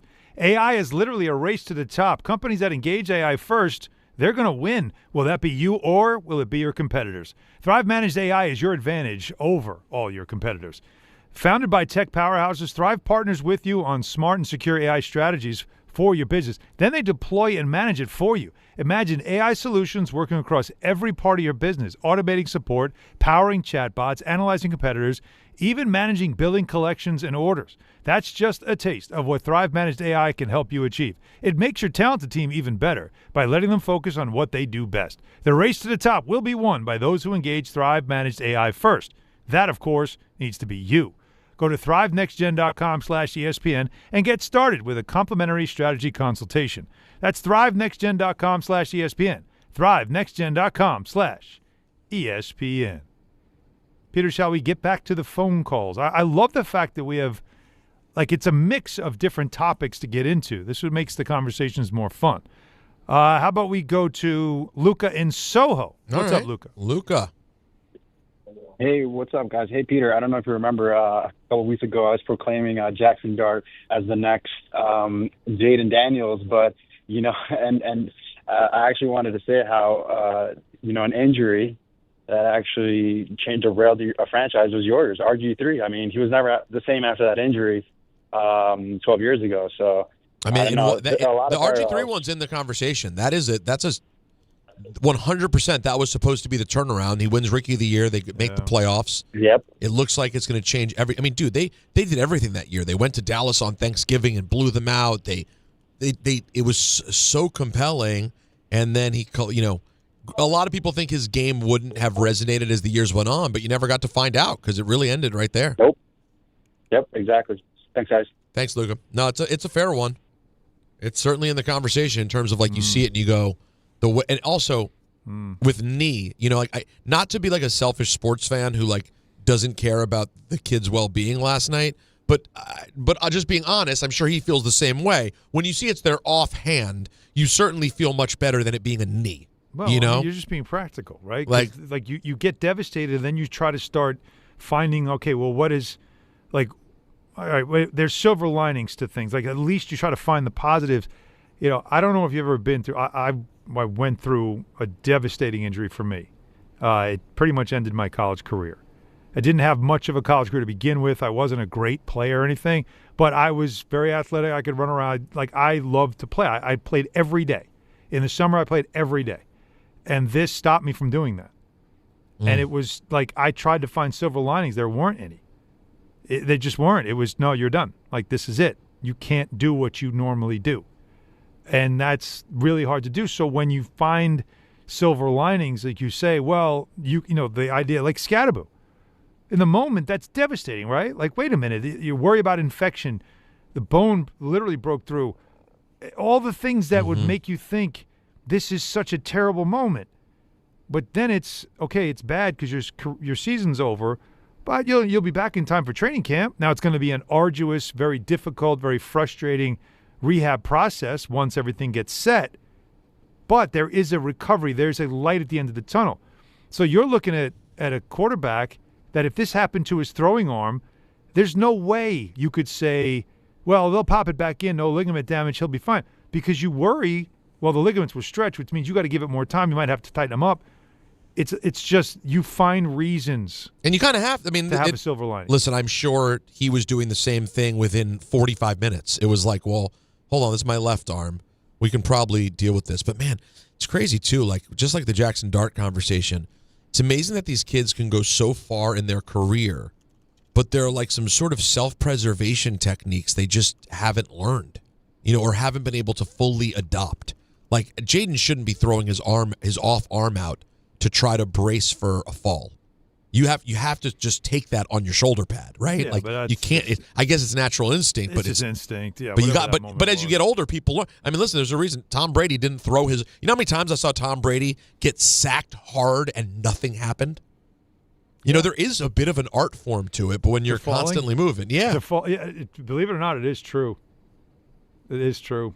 Brady was amazing. Brady would half fall. So, like, your sack would never even feel satisfying because he was basically on the ground. Don't you ever watch running backs and then, like, they get caught in the mosh pit and there's, like, 5 people trying to bring them down and you're wondering, like, with all that weight, how is his legs just not breaking underneath them? They just know how to dead leg and fall. Right. They just know it's, like, something you probably learn when you're playing Pop Warner, right? Like, you just learn it early, and it's just that instinct of knowing how that once you're in a situation where like you watch – 300-pound lineman jumping up over to make a tackle, jumping up over you. How does that not just, like your hips just pop out? But it's you learn how to fall. Let's go to Jay in the Bronx, who has another injury that changed the season in a moment. Yeah, and I also had a quick Nick question for Alan. Okay. But the one that really resonates with me. Not only changed the season, but it also changed the whole projection of the franchise. It was the Admiral and Sean Elliott when they got hurt mid-'90s. They didn't play that year. They were supposed to be, front runners for the West. They ended up. I don't even think they won 20 games that year, but that opened the door to get Tim Duncan, which changed the entire franchise. Right. They won championships behind those injuries. But that year, I remember them being favored. Those guys fell apart. Then here you go, you get this massive phenom from Wake Forest. So I think that was a real seismic injury to both the Admiral and Sean Elliott. And think about this. In terms of my question, there's no Greg Popovich. That Greg Popovich doesn't become Greg Popovich if that doesn't happen either. Not at all. That was probably the most seismic injury ever in NBA history. But my question real quick, Alan, in terms of injury, I feel like the players now for a buttoned-up organization like the Knicks, they're like real transparent of talking about what's wrong with them, from the quad injury to I heard Hart talk about some nerve issues he's having on his hand. Yeah. I don't know where that comes from. I'm not used to Knicks being that transparent, but do you think that's necessarily a good thing, or you think they should maybe keep that stuff to themselves? This group, first of all, they haven't really dealt with a lot of injuries, but the players, especially guys like Hart, he's always been forthcoming. I was there last night when the first question was asked about it, and he said, I'm not really going to get into it, but everybody knows if you ask him a second time, he'll get into it. Like, he'll tell you. Like, so I think he's just one of these guys. Josh Hart's an open book, and he'll talk if you ask the right question the right way, he'll let you know. And that's what like Karl Anthony Towns, opening night, standing next to him when somebody asked him about, because he was listed as questionable, I believe, before that game opening night. And they said, well, what are you dealing with? He said, grade 2 quad strain. Like, he had the terminology and everything. And he let you know. So I guess some guys are open books and they don't want to hide it. They want you to know, I'm playing hurt. Just so you know, I'm playing hurt. Like, instead of hiding it and everybody saying, hey, you don't look like you're trying hard enough, or you don't jump high enough, or your shot's busted. Right. Instead, it's like, well, now you know what I'm dealing with. So which way would you rather have it, Peter? Yeah. Would you rather a player just not say anything and no, I'm fine, and yet you can just see he's not right and think, well, he must suck? No, I would certainly prefer the honesty. Yeah, I know I'm not playing up to my capabilities. Here's why, just so you all know. Let's go to Dan in Fayetteville. Hey, Dan. Hey, guys, how you doing? Good, man. So for an injury that derailed the season, I had kind of a different one that came to mind. This is more of an individual feat, but when Aaron Judge ran into that wall at Dodger Stadium years ago, that was the year after he broke Maris's record. Yep. He was well on his. He got off to a better start that next year, so he could have broken his own record. He maybe have a third MVP, and I feel like once you win that third MVP, that puts you in like that all-time type of category. So that was one that came to my mind. That's a good one. Yeah. Again, it definitely changed. Yeah, that's a big one. And you remember, was that the year they were 82-80, right? That's the year they didn't make the playoffs, right? So yeah, that's the one blemish since 2017. The only year he didn't make the playoffs was that year, and when, boy, I'll tell you what, I forgot. That's right, it was at Dodger Stadium. Oh yeah. But the Dodgers, if I'm Aaron Judge, you got to get to some point where you're like, we owe them. I owe them, right? That injury at that stupid stadium. Why is that thing even there? And then they owe a few losing receipts to them, and them auctioning off the ball that he dropped in the World Series. I'm sorry, man. There's some get back that 99 needs to get against the Dodgers at some point before it's all said and done. He needs to make sure that there's a little extra motivation when he's facing Dodger blue. Little hatred, little. But by the way, remember, there's other receipt. There's a solid Astros receipt that's needed for this team as well. Yeah, but that's so long gone, man. That's not long gone. Nah, it's because no one's there anymore. Like, that's gone. That got blown up. It's not. It's not the same. Everyone's not gone. But it's not the same. A few are gone. Well, the GM's not there. The manager's not there. Like, it's different now. Like, they're a shell of themselves. Damn, you're just going to move on? Y'all are going to take just getting beat down year after year after year, and then be like, well, it's over now. We just move on? What's the difference? You beat them. Like, if you beat them now, what does it mean? It's all right, whatever. It's not them. It's not the same guys. They're all in different places. The only one left is Altuve. But he won't take his jersey off. Make sure. And what's jersey off. And what's his face is there too? No, jacked up kid whose name I'm forgetting right now. Okay, come on, Alvarez. He's still there. Yeah, he is. And he wasn't there for the first one, but he was there for the last couple. Okay, 2017 is the one that bothers you most. They should all bother. Alan, they own your ass. Well, the Astros literally are your daddy. They pick you up, take you to school. They come in the afternoon and bring you a lollipop. Well, no, they are the Yankees' daddy. You can't just say, "Oh, it's just 17 that bothers me." They own your whole franchise. They should put the Astro logo on Yankee Stadium. They are Ving Rhames and Baby Boy. Yeah, exactly. You are theirs. You can't just go, "Oh, 17 bothers me." What? It was a 5-year run. Domination. Yeah, but they also were called out for cheating. Oh, boy. And this is the problem with the Yankee mentality. That tells you already that 2017 now is tarnished and tainted. It's like, all right. Well, so then why does that one even bother you? How about the other ones when they weren't called out for cheating? Well, I'm trying to remember, like, other than, what was it, the 2019? I'm trying to remember. It's 3. Swept in 2022. Oh, 22. You see how easy I was able to do North remembers. Joe Leo being the North. He remembers. That one I was able to forget quickly. Probably because I'm just, again, I got nothing to that one. You're dead inside. I don't know. Honestly, the Dodgers are bothering me more if I'm Aaron Judge than anybody else right now because of that injury that happened there that turned a whole season, and on top of the fact they mock you after beating you last year. And celebrate on your field. And you know what it is? It's because it's more recent in my mind. That's why. Because, again, that group's not – it's just the logo now I'm mad at. I'm not facing those same guys. Altuve's the only one left, and he's kind of it's not even, he's insignificant at this point now. Guy can't even field. You feel sorry for him. Oh, that's too bad.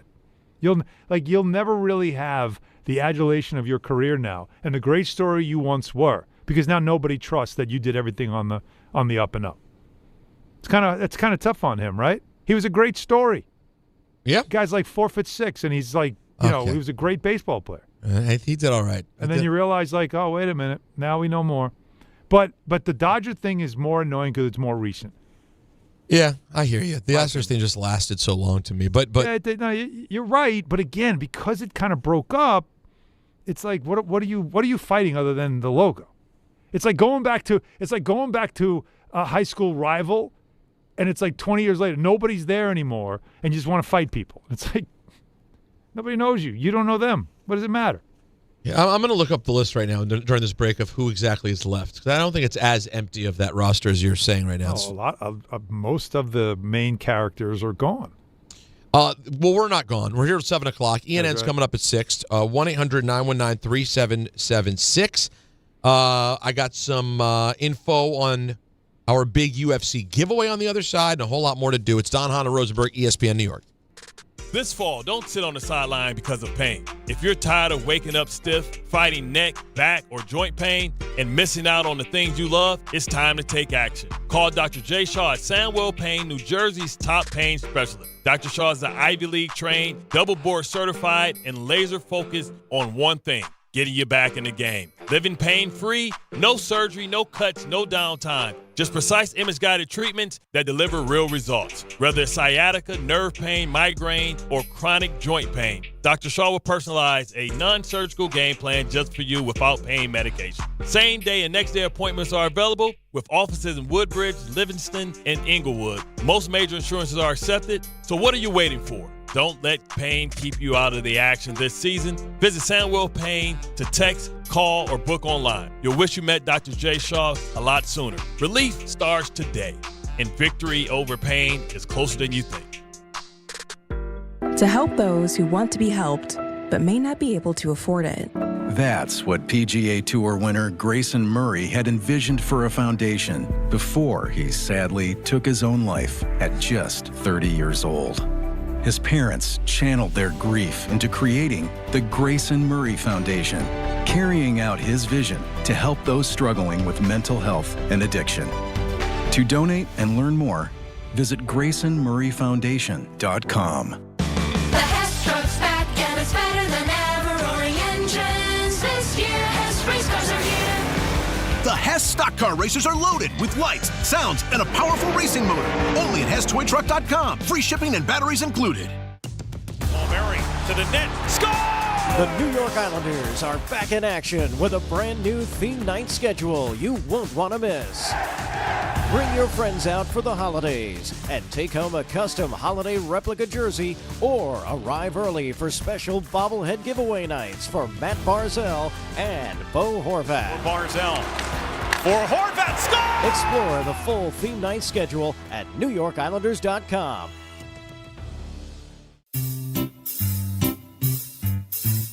One 877 Cards for Kids. KARS Cards for Kids. 1-877 Cards for Kids. Donate your card today.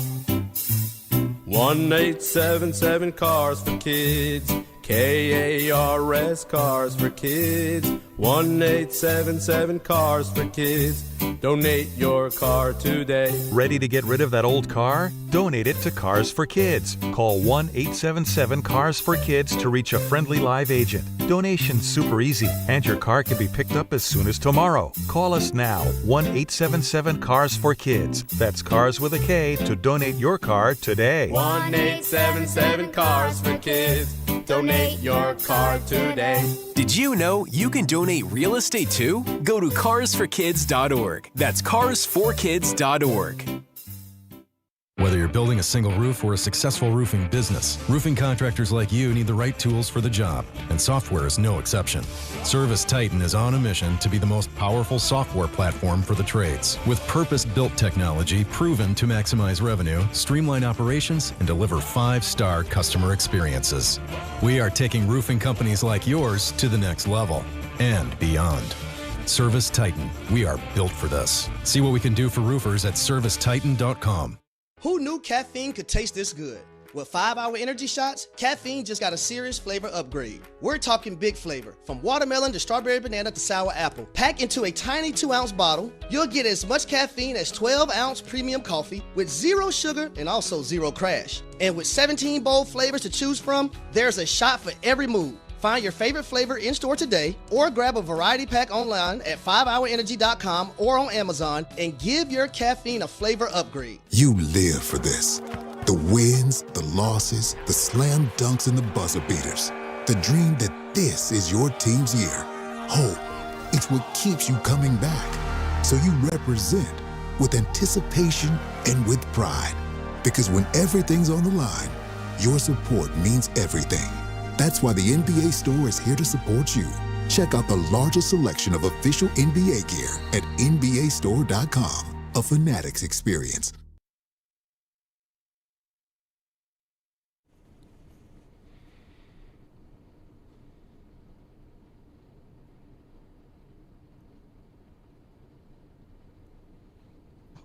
All right. Don Hahn Rosenberg on this Monday. Talking to you, the people, at 1-800-919-3776, whether it's the baseball, the football of it all. Not a whole lot of I haven't. What do we make of Sam Darnold's performance? Now, I know he's good. It's hard for you to watch, but no, he's good. He's who I thought he was. How about him going 17 straight completions? I mean, he was pitching a perfect game. He tells the story. He went, was it 15 through the first half? 50. He put up 31 right at the half. Yeah, and they pulled up. It could have been more. They hit that field goal. They could have went to the end zone. And so after the game, he was asked, like, was it at halftime? Was it like a pitcher pitching a no hitter where everybody avoiding you? Was no one going near? Was like, and he said, no. Of course, somebody told me. He goes, I'm not naming names, but someone told me. Like, it was really funny the way he said it, because it's as if like it got in his head. Because I think his third attempt. Now he was throwing absolute darts. Yeah, these weren't just, by the way, he wasn't dinking and dunking. No, this was not wide open guys or right. He threw some dunks. Beautiful passes. He was threading needles, like throwing some really confident throws. God, it would be great to have access to a quarterback like that. If only the Jets could find a guy like that. But in fairness, you can't predict that he would have found it like he's found it now, playing in the chaos that is playing for the Jets. I think he needed that breather to get into the league, to get play a little backup role, find his way into a starter's role, have success, work with a guy like KOC, and then find a team that wanted him. And he just looks like he has full command of that offense. And the way he's throwing the ball with the confidence he's throwing it, I'm telling you, he's really starting to show. Like these guys, Baker Mayfield's, him, what happens after a couple of years when it settles in and they get out of the rookie stuff and they start to become vets to understand the game mentally. It's incredible what can turn for some of these guys that were once considered, busts and failures. It's Tom Brady has said it, and I keep going back to it, that we rush some of these guys too soon, and that it doesn't help their development. And it's amazing how some of these guys that were once considered busts have figured it out. And then on the converse, even in loss, watching Joe Flacco with a bad shoulder, like, could you possibly say at the end of this season that he might have offers from teams to be their starting quarterback? I know he's like 50 years old. I get it. But I'm sorry. I hear you. It's hard to say. He's so on target. He's so smart. He doesn't get rattled. You're not giving him a 4-year deal, but like you could do worse. Well, that's the thing. He's not going to make your team. Joe Flacco is not going to make your team good. But if you have a team that's already good, like that's pretty loaded, and you need a quarterback. If you have skill. Oh, he's worth having around. He can work with skill. Yeah, you can't. God, you're right. Even he looked so much worse here. Well, again, what was he? No, but it seemed like. But I was actually dumb enough to see that and go, well, he's done. They had no line, and he can't run. But if you protect him, he's so accurate, but he's also so steady. By the way, he's been there for 2 weeks, and they ran the 2-point conversion as if he's been doing this for the last 5 years. He's like he's telling everybody where to go, what to do. Like his ability, again, it's all the experience. It's being a vet. It's being around for 18 years. But he just has a way about him that he has a full command and understanding of an offense and knows what to do in the moment, doesn't get caught up. His breathing stays normal. His heart rate stays normal. It's almost like he is in that place where he can still throw, but now his brain is way far ahead than where he was maybe early in his career. He was a guy that used to throw bad picks earlier in his career. Now he's a guy that, like I said, there's some franchises that might think I could do worse. Like honestly, if I'm the Jets and I draft a guy number 1, if I have the opportunity to draft a quarterback number 1 and I take a quarterback number 1, how do I not think to myself, let me bring in Flacco and do the Russell Wilson thing, have him start. And this guy that I drafted can sit in a room and watch this guy operate. and listen to how he fluently talks about offense, how he prepares, what he does, all the things that happen. And just by osmosis, you'll be a better quarterback being around him. Just be the apprentice. That's what Joe Flacco looks like to me. He does, and if you have a couple of sick receivers like he has, well, it also helps to have, Jamar Chase and T. Higgins. That'll make an impact. You put him on the. You give him respectfully. You give him Wan'Dale Robinson and Darius Slayton. I'm not saying he wouldn't the same results. Not the exact same result. I'm not saying he had no results, but it's not the same. How old is Flacco? He's 40, right? He'll be 41 in January. Okay. Is it that crazy to think that there might be a team in the NFL that offers him like a 3-year deal with 2 years fully guaranteed? Think about it for a minute. Yeah, he won't get that. You don't think 2? No. Too old. All right. 2-year deal. The first year's fully guaranteed. The second year has some money if we cut you. Give him Justin Fields, what he got. I don't know if he's getting that much. I'm not saying 20, but I'm saying like it's sort of like you fully guarantee the first one and then the second. You don't think he can give you a full season? I don't know. I mean, of good quarterbacking in a league where there's some teams that's all they need is a quarterback and they can't find one? It's just so based on what offense it is, man. On the right team, I think he's a great asset. Could he get himself a nice $9 million backup deal like Ryan Fitzpatrick? Fitzpatrick got like 13 from the Jets. Okay. I don't know how much, because Flacco, I mean, it's an unusual amount of talent on that Cincinnati offense, and maybe they just work really well together, because I have seen him, even beyond the Jets, look finished before. He looked finished in Baltimore. Yeah, but look, even with Cleveland, he wasn't terrible. No, you weren't writing letters about him. You weren't waxing poetic. No, but he was still better than what they had. Like, he still was giving you something. Let's do it. I mean, we got 2.5 minutes here before the ENN. Richard? Hi, Peter. Hi, Alan. One word for the World Series. Unscripted. It was so...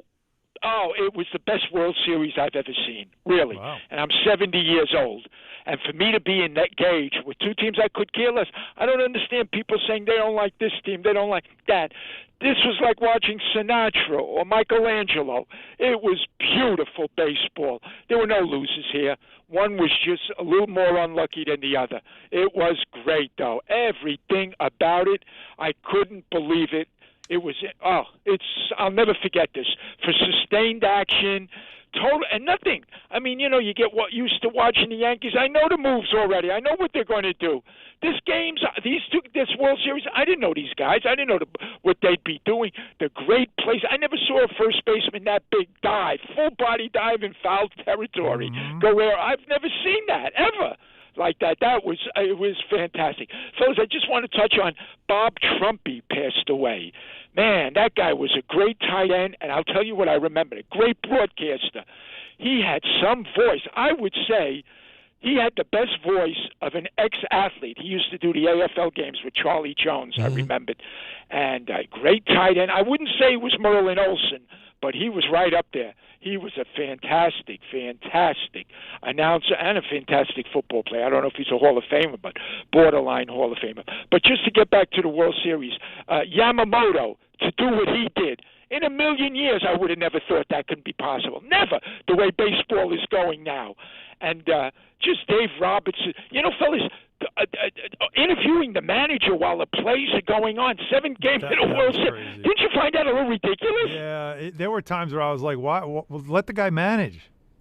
Well, they did it to both managers, and they were very cordial about it. I mean, Dave Roberts was actually talking was pretty cool.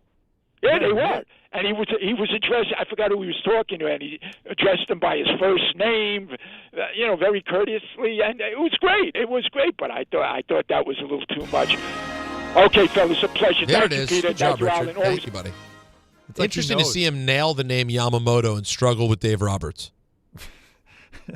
I do like, though, that he does know when the play it out music starts. Oh, I think that was sheer coincidence. You think so? Oh, yeah. I think he knows it's no. time. He doesn't hear words or sounds. He's just floating in the universe, man. That was all just that happened to be the moment Jacob hit play, and he had already decided, I've had enough with them. It's time for me to prepare for my Steve Summers phone call. All right, let's get ready for ENN. Jacob's going to step in, give this ENN thing a shot today. We'll get back to you guys coming up at 6:30, the last call crew. It is DHR on ESPN New York. Do I have something here?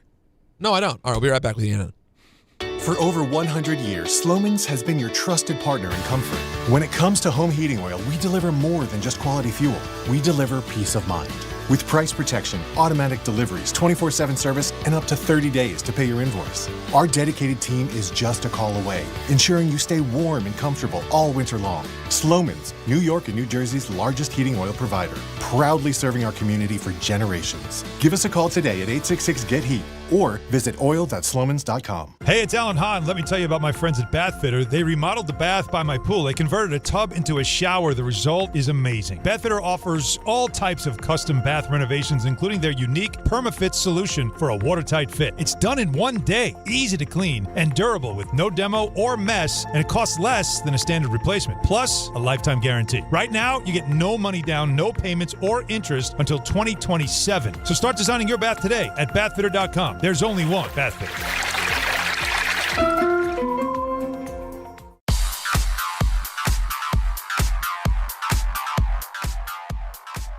Now let's take a look at the traffic with Brandy Scott. Thanks so much, guys. I hope you have a great rest of the night. We've got the Knicks home at MSG. If you're going to drive into Midtown, no complaints on the west side of town.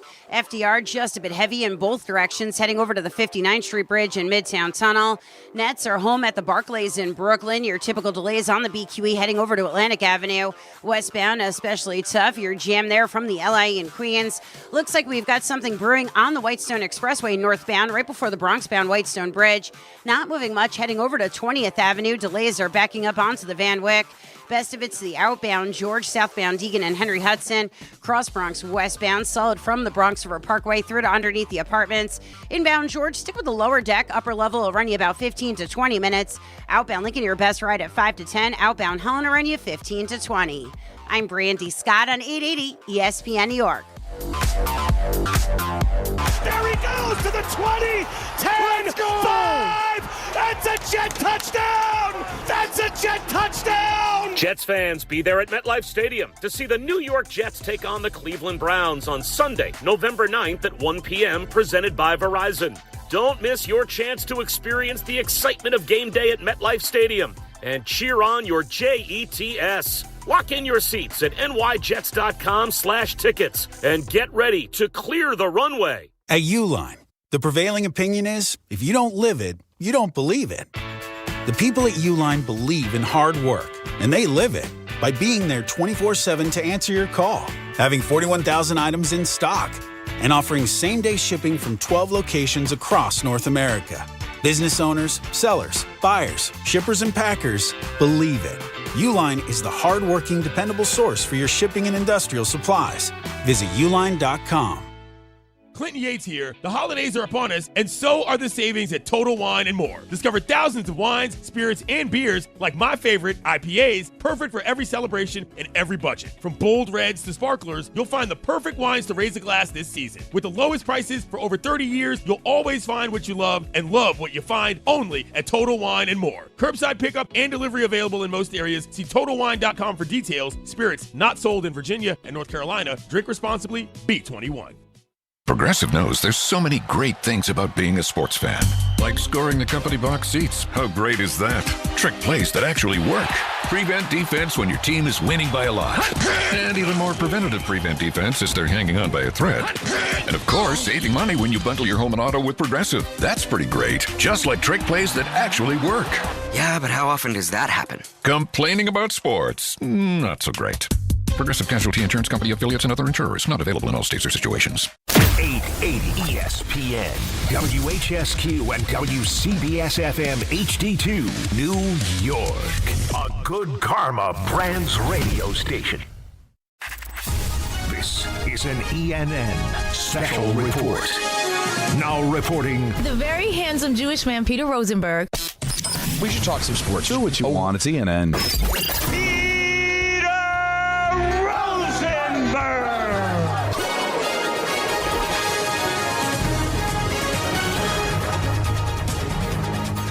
Hi, everyone. Welcome to ENN. Hi. ENN tonight, I want to remind you, brought to you by the Experience at UFC 322 at MSG November 15th. One grand prize winner and a guest will score tickets to the ESPN New York suite hosted by me.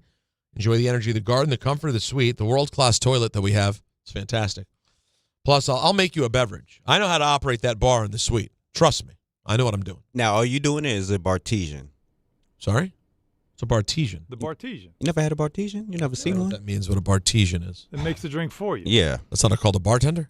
No. You've never seen the Bartesian? Yep. You never got these holiday emails or just no. Oh. Yeah. The Bartesian? Oh yeah. Sure. It's a big thing. First of all, we actually were we were promoting it at a time here. That's right. When we had a couple of years ago.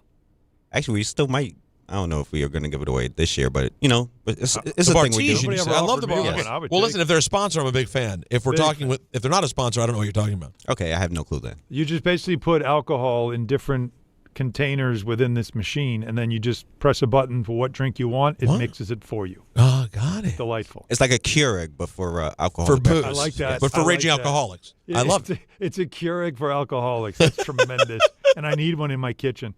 Yeah, I should get the endorsement for that, as you can tell. Oh, absolutely. Yeah, but we'll have a great time. So head on to the contest tile on the ESPN New York app. Yep. Submit your entry. Become a part of it. All brought to you by Bud Light. Proud to be the beer sponsor of UFC. Bud Light, easy to drink, easy to enjoy responsibly. Anheuser-Busch, Bud Light Beer, St. Louis, Missouri. Jacob, what's going on? Hello, boys. It's been a busy day, actually. How you feeling in the big chair, Jake? I started in the big chair, and then I realized Joe Leo, who's producing the show with me, he said, I'm working the Knicks game after. So I said, to make both our lives easier, you sit in the back chair because you got to do the Knicks game. I'll sit in the front since I'm usually comfortable there.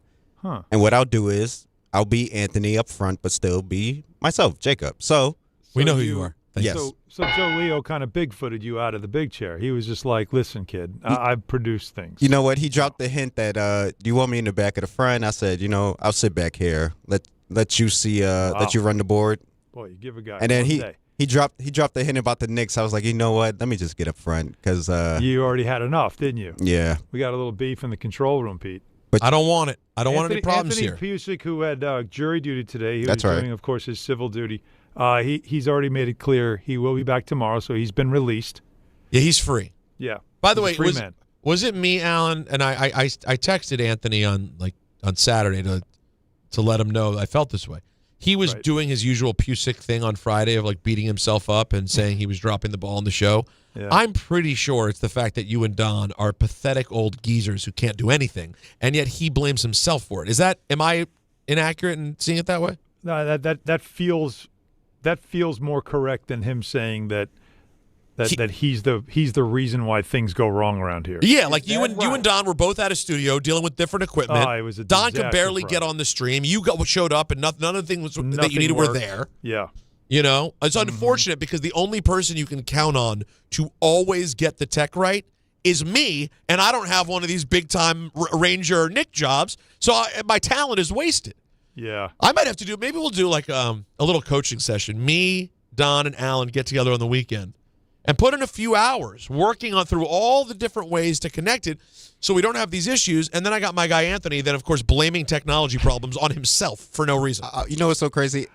I love Anthony, but you said it yourself. He beats himself up over things he can't control. Anthony. I'm not gonna lie though. Even though Friday was a tough show. No, listen. It was. I could hear it. Tough day. There was a lot of stuff happening, but it wasn't Anthony. It was a myriad of things happening. It's not, but knowing how Anthony is and working with him a few years, I got to teach Anthony. It takes one thing to throw Anthony off, and then it just. I got to teach my guy Anthony the Serenity Prayer. The Serenity Prayer for Anthony. God, grant us the serenity to accept the things that we cannot change, the courage to change the things we can, and the wisdom to know the difference. Correct. You suck, Pusick. No, see? Why would you do that? Right at the end of the Serenity Prayer, for God's sake. You that's not the amen to the Serenity Prayer. Not you suck, Pusick. You can't do that. All right, what do you got, Jacob? First things first, we got to say our hellos. Okay. Alan, you had a clean day, but I still want to say hello to you. Hi, Alan. You want to hammer it? We'll allow it. Hey, Peter. Why don't you say hello too? You used your finger. You can't use your finger, you animal. You sure can. I mean, excuse me? Good God, man. Oh, man. Peter, again. Went to Detroit, did Eminem.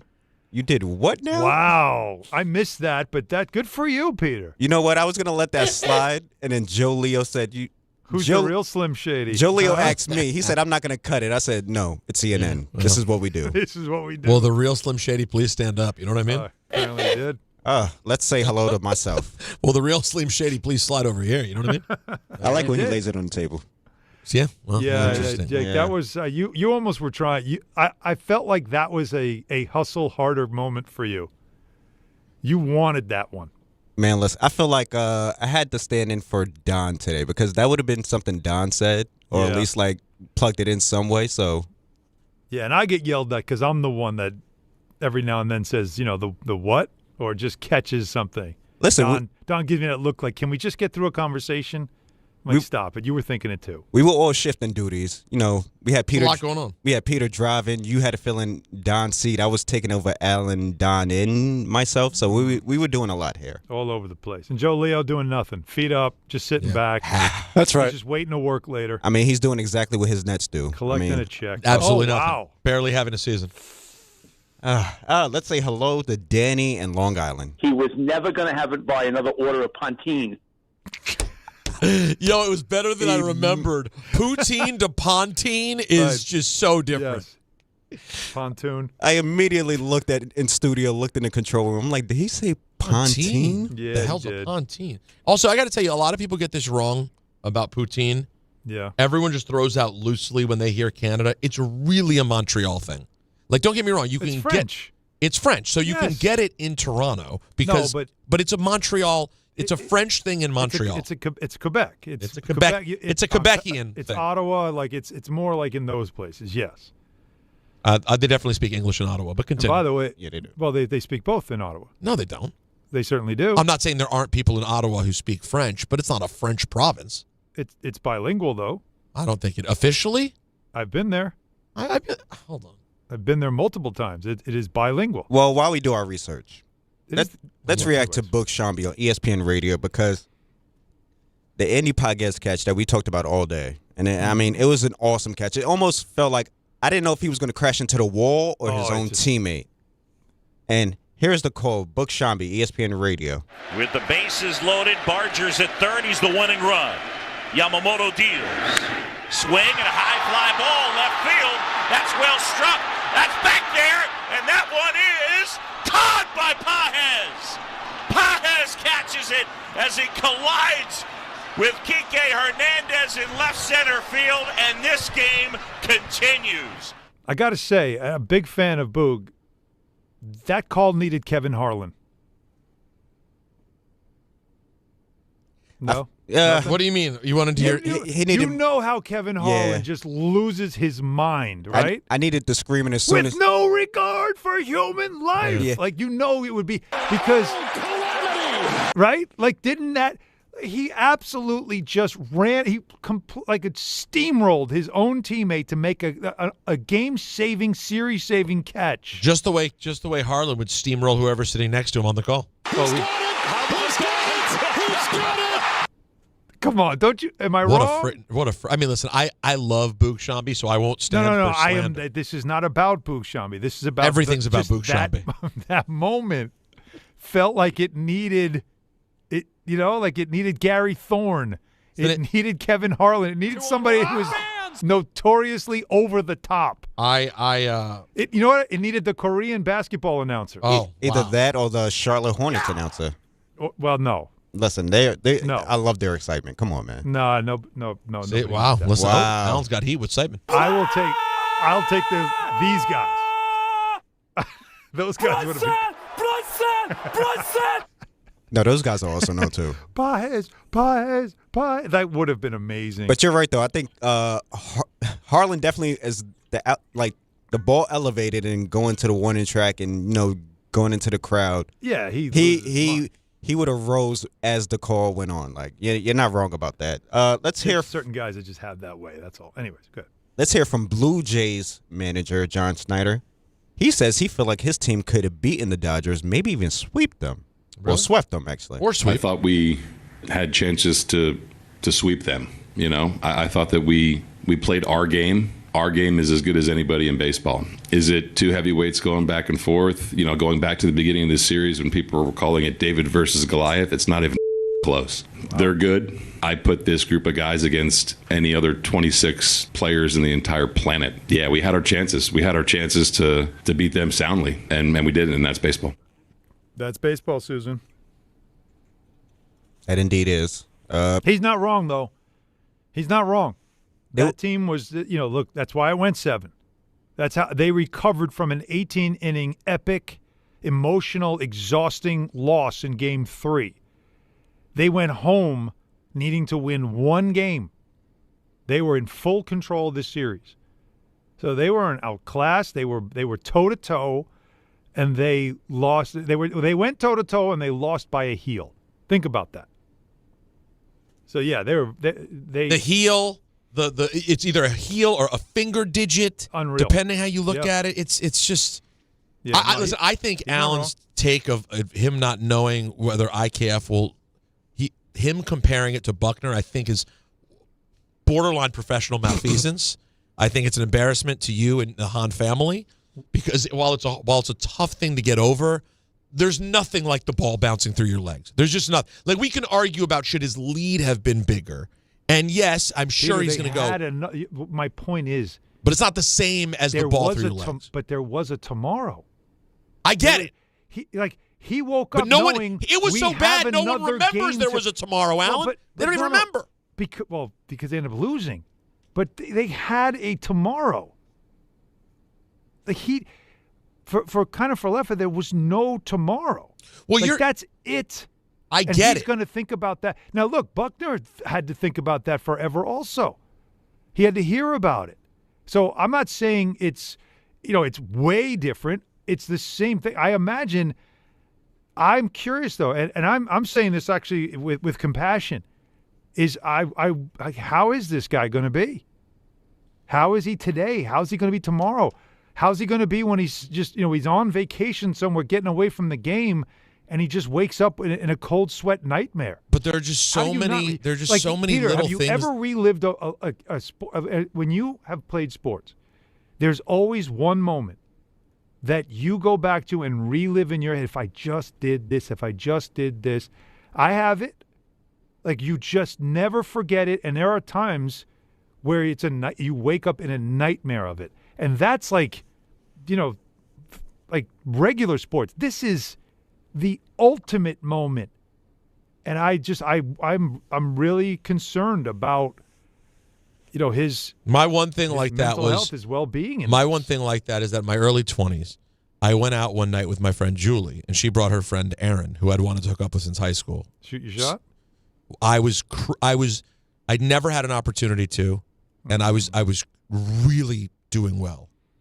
And my cousin got blackout drunk, and even though Julie was like, we should all hang out, my cousin was such an absolute mess, and he was going to try to hook up with my friend Julie, because that's the kind of friend I am, that I had to take my cousin home. And it was going to be a late night at their apartment, like 2 a.m. on a Saturday, after hanging out all night, and instead took my cousin home, never hung out with her again. She's 40 years old, has 3 children. It's over. Good night, good luck, see you later. Catch you next lifetime. Never happened. Not the nightcap you wanted. That's my IKF moment. That to me, and that it's hard. And by the way, I do wake up in cold sweats. I'll scroll past like a picture of like her and her family. I've known her forever. We're friends. And I'll see like a beautiful picture of her and her family, and I just go, it's not right. It's not right what happened. All right, YouTube TV customers. I could have been a contender. Exactly. YouTube TV customers, get the sports you love on ESPN back, including college football, college game day, Monday Night Football, and the NBA, plus college basketball and more. Act now. Go to keepmynetworks.com and get ESPN back. Jacob, as you were saying. Okay. I mean, I feel like we talked a lot of injury with Jayden Daniels going out earlier. There's more, though.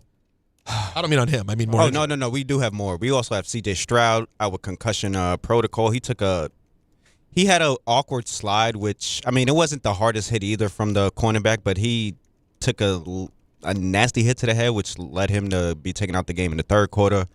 which now Davis Mills replaced Stroud and went 17 for 30 for 137 with no touchdowns and interceptions in an 18-15 loss.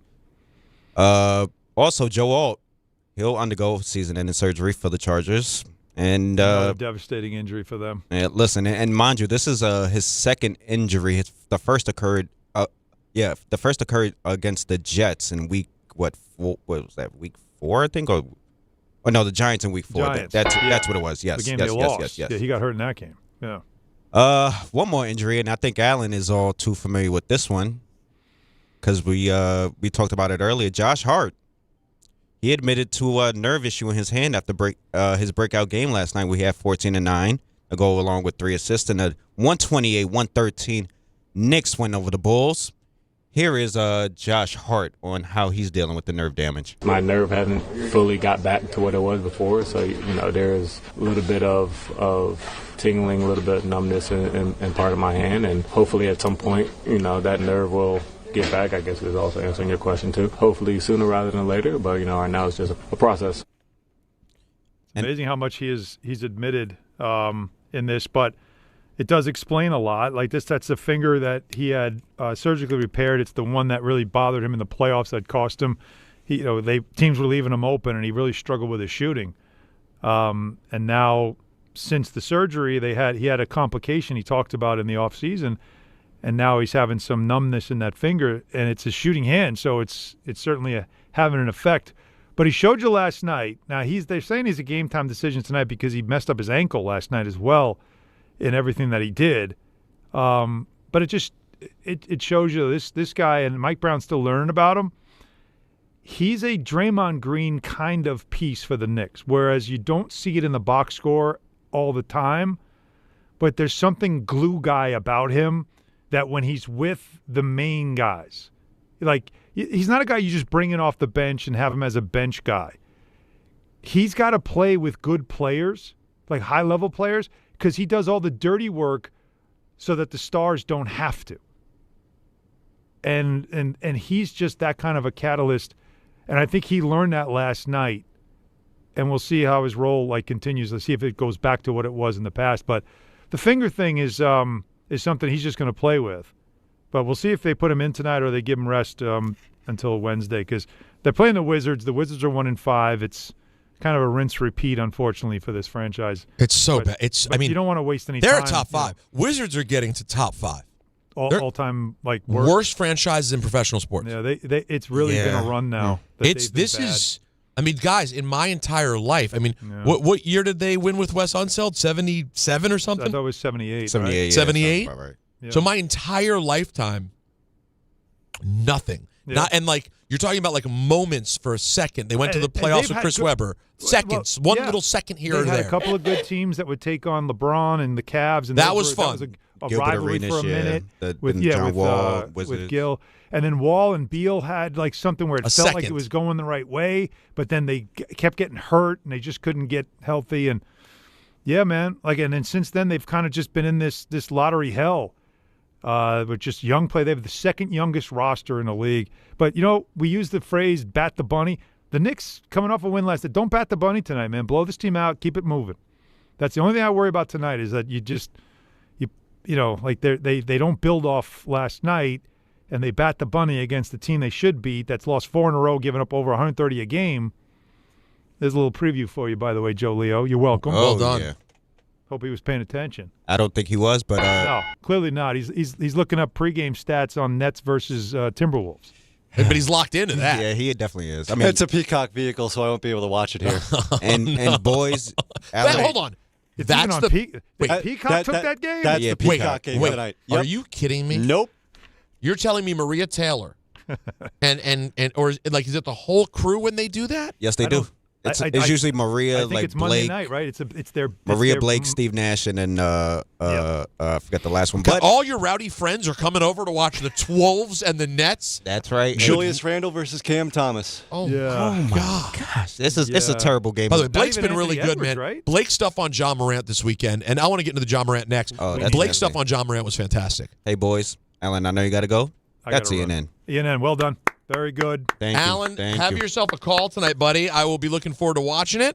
Myself and Mike Breen. Thanks, everybody. Hope you watch. I know hopefully it'll be a good game. And we'll be in studio tomorrow, though, and we have Don back with us, right? Right. All back together at 3 o'clock tomorrow. All right, go have a good call. Thanks, boys. On the other side of this, I do want to talk about the John Morant. Plus, it's last call crew time. We open the phones, 1-800-919-3776. It's just a Rosenberg vehicle the rest of the way, all right? It's just your boy. So whatever the subject may be, from here on out, I got you. You call right now. We discuss it. It's that simple. Oh, I have a FanDuel. You're right. Didn't even see I had more reads. But I'm sorry. I won't do the FanDuel until I see every line light up at 1-800-919-3776. It could be Saturday night's main event from the weekend. We had 2 title changes. Oh, man, that was big. It could be maybe you just want to commiserate and show me love because of the Jayden Daniels injury, for God's sake. Need a hug? I need a lot. I need a lot. There's a lot more to say. So anyways, we'll take your calls right now. But, guys, FanDuel Sportsbook app's your home for all your favorite NFL bets, all right? From yards to touchdowns to who will win, the FanDuel app is there for you. Any play can be play of the game. Tonight, FanDuel's giving all customers a 30% profit boost token. That's right. You can get on the action with a 30% profit boost token this Monday night. So make FanDuel your go-to app for any snap. Just visit FanDuel.com/Peter to bet on the game. Play your game with FanDuel, an official sports betting partner of the NFL, 21 and over. Physically present in New York. Opt-in required. Bonus issued is non-withdrawable profit boost tokens. Restrictions apply, including any token expiration max wager amount. See terms at sportsbook.fanduel.com for help with a gambling problem. Call 877-HOPE-NY or text HOPE-NY 467-369. The FanDuel Sportsbook app is your home for all your favorite NFL bets. From yards to touchdowns to who will win, with FanDuel, any play can be the play of the game. Tonight, FanDuel's giving all customers a 30% profit boost token. That's right. You can get in the action with a 30% profit boost token this Monday night. So make FanDuel your go-to app for any snap. Just visit FanDuel.com/Rick to bet on the game. Tonight, FanDuel's giving all customers a 30% profit boost token. That's right. You can get in the action with a 30% profit boost token this Monday night. So make FanDuel your go-to app for any snap.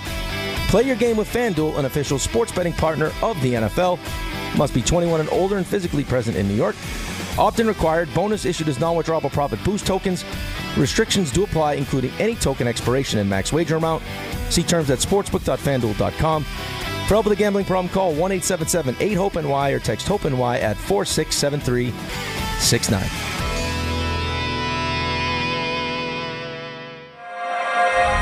The city that never sleeps and never stops talking sports. ESPN New York is always on.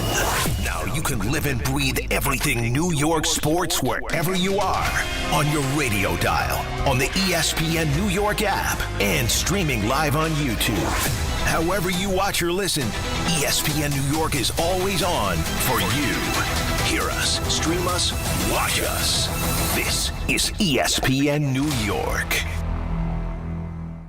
Is college even worth it these days? At Empire State University, it actually is. They are SUNY's leading online university. Flexible, affordable, and built for real life. With more than 120 degree programs, you can study what matters most to you. And students agree. They're ranked #1 in student satisfaction among SUNY schools. Whether you are finishing what you started or starting fresh, your goals are within reach. See for yourself. Visit SUNYEmpire.edu before the next term begins.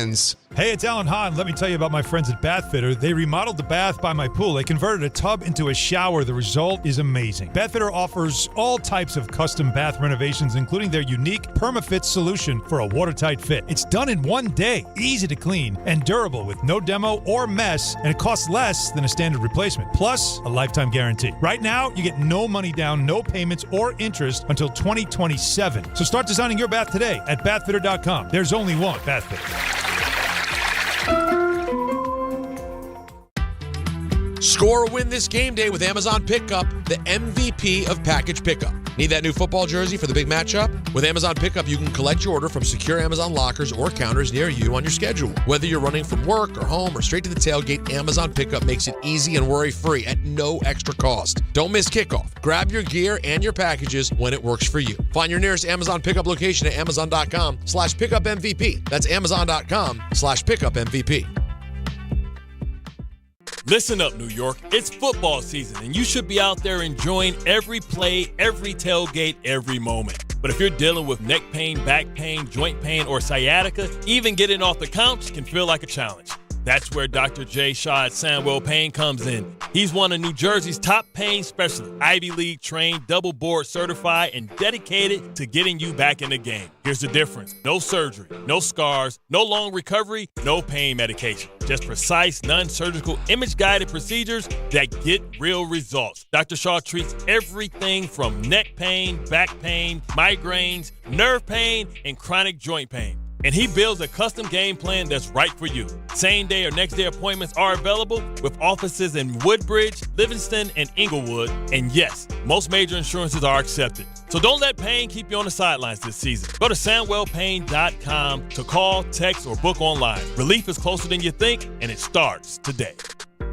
Harry Douglas here. Look, being a man doesn't mean skipping self-care. Manscaped makes it easy to feel confident, clean, and ready for anything. Whether you're at work, hitting the gym, traveling for business, or heading for a night out. The Lawnmower Trimmer gives you precision, the Beard Hedger keeps your look tight, and their grooming essentials smell incredible. Manscaped's tools are built to perform, helping you stay sharp, smooth, and feeling your best every single day. Because real confidence starts with a clean cut and the right gear. Get all the Manscaped products you need right now at your local Target.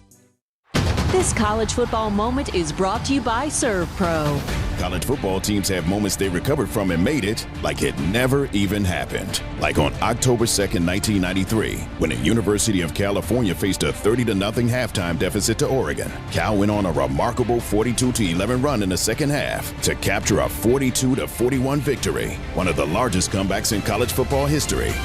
ServPro, like it never even happened.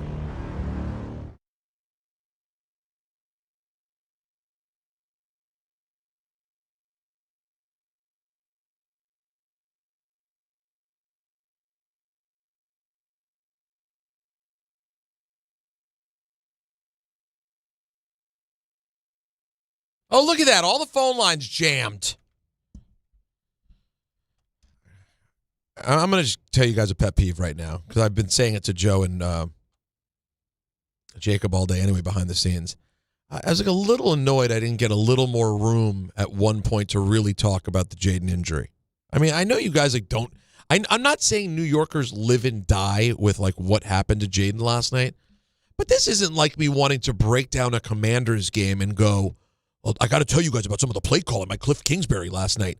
I just wanted to talk a little bit about the quarterback who's supposed to change the future of my life going down in pretty tragic fashion last night. Is that so wrong? I don't think that's so wrong at all. It's not like you want to talk about Zach Ertz not getting 5.5 catches for your parlay. You wanted to talk about your season basically. But I'm going to tell you something that's happened. Exactly. And I think listeners to our show either love me or hate me. If they loved me, they'd go, oh, I wonder what Peter thinks about his. If you're a listener to our show, this is me. I've done radio for 20-some years, guys, on multiple formats. The people who love our show and listen to it, I know this sounds incredibly self-absorbed, but you can tweet me and tell me if I'm lying. Even the people who hate me, guys, when they saw the injury last night, they went, Rosenberg. That's how this relationship works. We're all friends. All of you, and some of you hate me, and you might have said, oh, God, I can't. Now I have to deal with Rosenberg talking about it. And then there are other people who went, I wonder what he's going to say. But, like, sometimes I feel like the problem is because I'm a fan of this out-of-town team, it's developed such a reputation that it's like I'm constantly fighting to do it, even when it makes sense to be the thing to talk about. And I feel like, especially with it being a night game, you had to talk about it. Well, it was the Nash. By the way, every time I've looked at the TV, it's been the story all day long. Yeah, it wasn't like it was buried at 1 o'clock, or you're in London and it happened at 9:30 against the Jaguars. Right. No, the whole country watched it last night. It wasn't. I don't know about the whole country. It did happen with 6 minutes left in the game. By the way, I wasn't watching. That's the craziest part. I don't turn off games. Like I'm telling you guys, I've been on trips to Mexico and throughout the Caribbean because when I used to travel, my ex-wife and her family always did a Christmas trip. So I would always be gone at the end of the year. Bro, do you know how many times her and her family would go off and do whatever, and I stayed in the hotel no matter where we were to watch my 1-13 team play their it would be like their December 29th game. And I don't turn off games. But last night I was like, man, I've been tired. Bears had a stomach thing all weekend. It's been dry. 3 nights in a row. He's been pooping in the middle of the night. I just haven't slept well. This is stupid. I'm not going to not sleep to watch this crap. They're not playing. And I sat there and I turned it off. And then get the here. I got the button for you ready instead. You don't even need to. Hold on, I got it. Where is it? Oh, here it is. And then I get a text from Seth Rollins. Drop. No, wrong drop. Saying, I hope you really went to bed. And I said, well, I had, but then I got a text from Jody. Probably doesn't deserve this. He's just my friend. No, not Jody K. Not Jody Applegate. My friend Jody Rosen. No, he's not famous. That's not a name drop. Yeah, it was so many Jodys that went in my head. I just didn't know which one. No, it was my friend. We call him Jerry, but it was Jerry. And then Ballard hit me up. Drop. Yeah, the greats and near greats all reached out. So, all right, here we go. Some people. Oh, someone has an issue with the YouTube stream. Renee and the Poconos. What's up, Renee? Hey, what's going on? First of all, I love you. And yeah, I was curious what your thoughts of Washington. But with that being said, yeah, I got a beef with YouTube. I mean, you look phenomenal. Phenomenal. How come Don looks terrible? Alan looks bad. I mean, guys, I thought you guys are a team. Why don't you work together and, all be on the same page on your electronics, especially when traveling? So here's the thing. I'm in the studio, so I look fantastic, right? The best look we have is in the studio, particularly in this seat. Guys, my light in this seat is so much better than my regular seat. But to your point, Renee, when I'm at home, let's get into that part. That's more important because we're at home on Fridays. Please. Yeah. When I'm at home on Fridays, I have a Canon R camera connected to the highest end Apple computer. I have a light behind that. And if you're to go look, hold on. And if you are to go look at our Friday shows, you will see that for the most part, sometimes I'm not there. So if I'm traveling, it can't be that. I can't be perfect. But I try to have a great thing. I can't get these guys to. I just don't think they'll understand. First of all, you even better, even on the road to your apartment. I mean, wherever you're carrying, you still look fantastic. I don't get it. It's not fair as a fan, especially watching you on TV. No, you're right. If the TV, it's going to really hurt because, like, when they're grainy on TV, it looks like it's a tough watch. Yeah. We're going to work. By the way, we're going to work on it. I think this is a great time to maybe convince Don to get into the iPhone game because the iPhone as a streamer is a step up from whatever Don. I know he has like an iPad, but it's not the newest iPad. You got to really have a good camera, and then it does work pretty well. So yeah, I feel you. But thank you for watching us on YouTube and keep it up. And by the way, for the most part, I mean, listen, this season's going to be rough with Don's new schedule, but I'll be in studio 4 days a week every week. Alan will be here for the most part. Don will always be here for a few a week. So we're going to keep working on it and get it better and better. Let's go to Fred, who wants to talk about IKF. So, Fred, what's up? Two things real quick here. Number one, before I get to IKF, regarding an injury that changed the franchise, I'm going to give some people some homework to do. Okay. Greg Cook, quarterback for the Bengals, Rookie of the Year, 1969. Paul Brown, the head coach. Bill Walsh, who said afterwards, might have been better than Montana or Steve Young. Never came back from that shoulder injury. Bob Trumpy, Sam Weiss on that team. Anyway, IKF has come out and said already the third base coach told him, keep a close lead, keep a tight lead. I'm going to hang up. Let's talk about it. Thank you, Fred. With some Richard-like pulls right there. Not a Pete Gogolak, but it's damn close. Oh, it's right there. That was he's pulling something. I'm just laughing at the things that the guys write on the screen. All right, let's go to the Grifster. Hey, Grifster. Hey, Peter. How are you?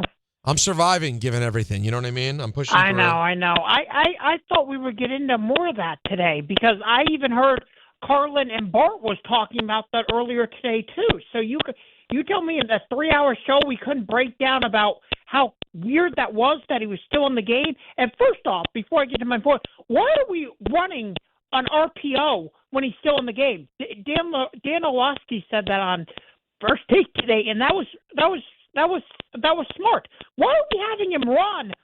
If he is still in the game, why are we having him run? Well, I that's the thing that was disingenuous about. I just don't get it.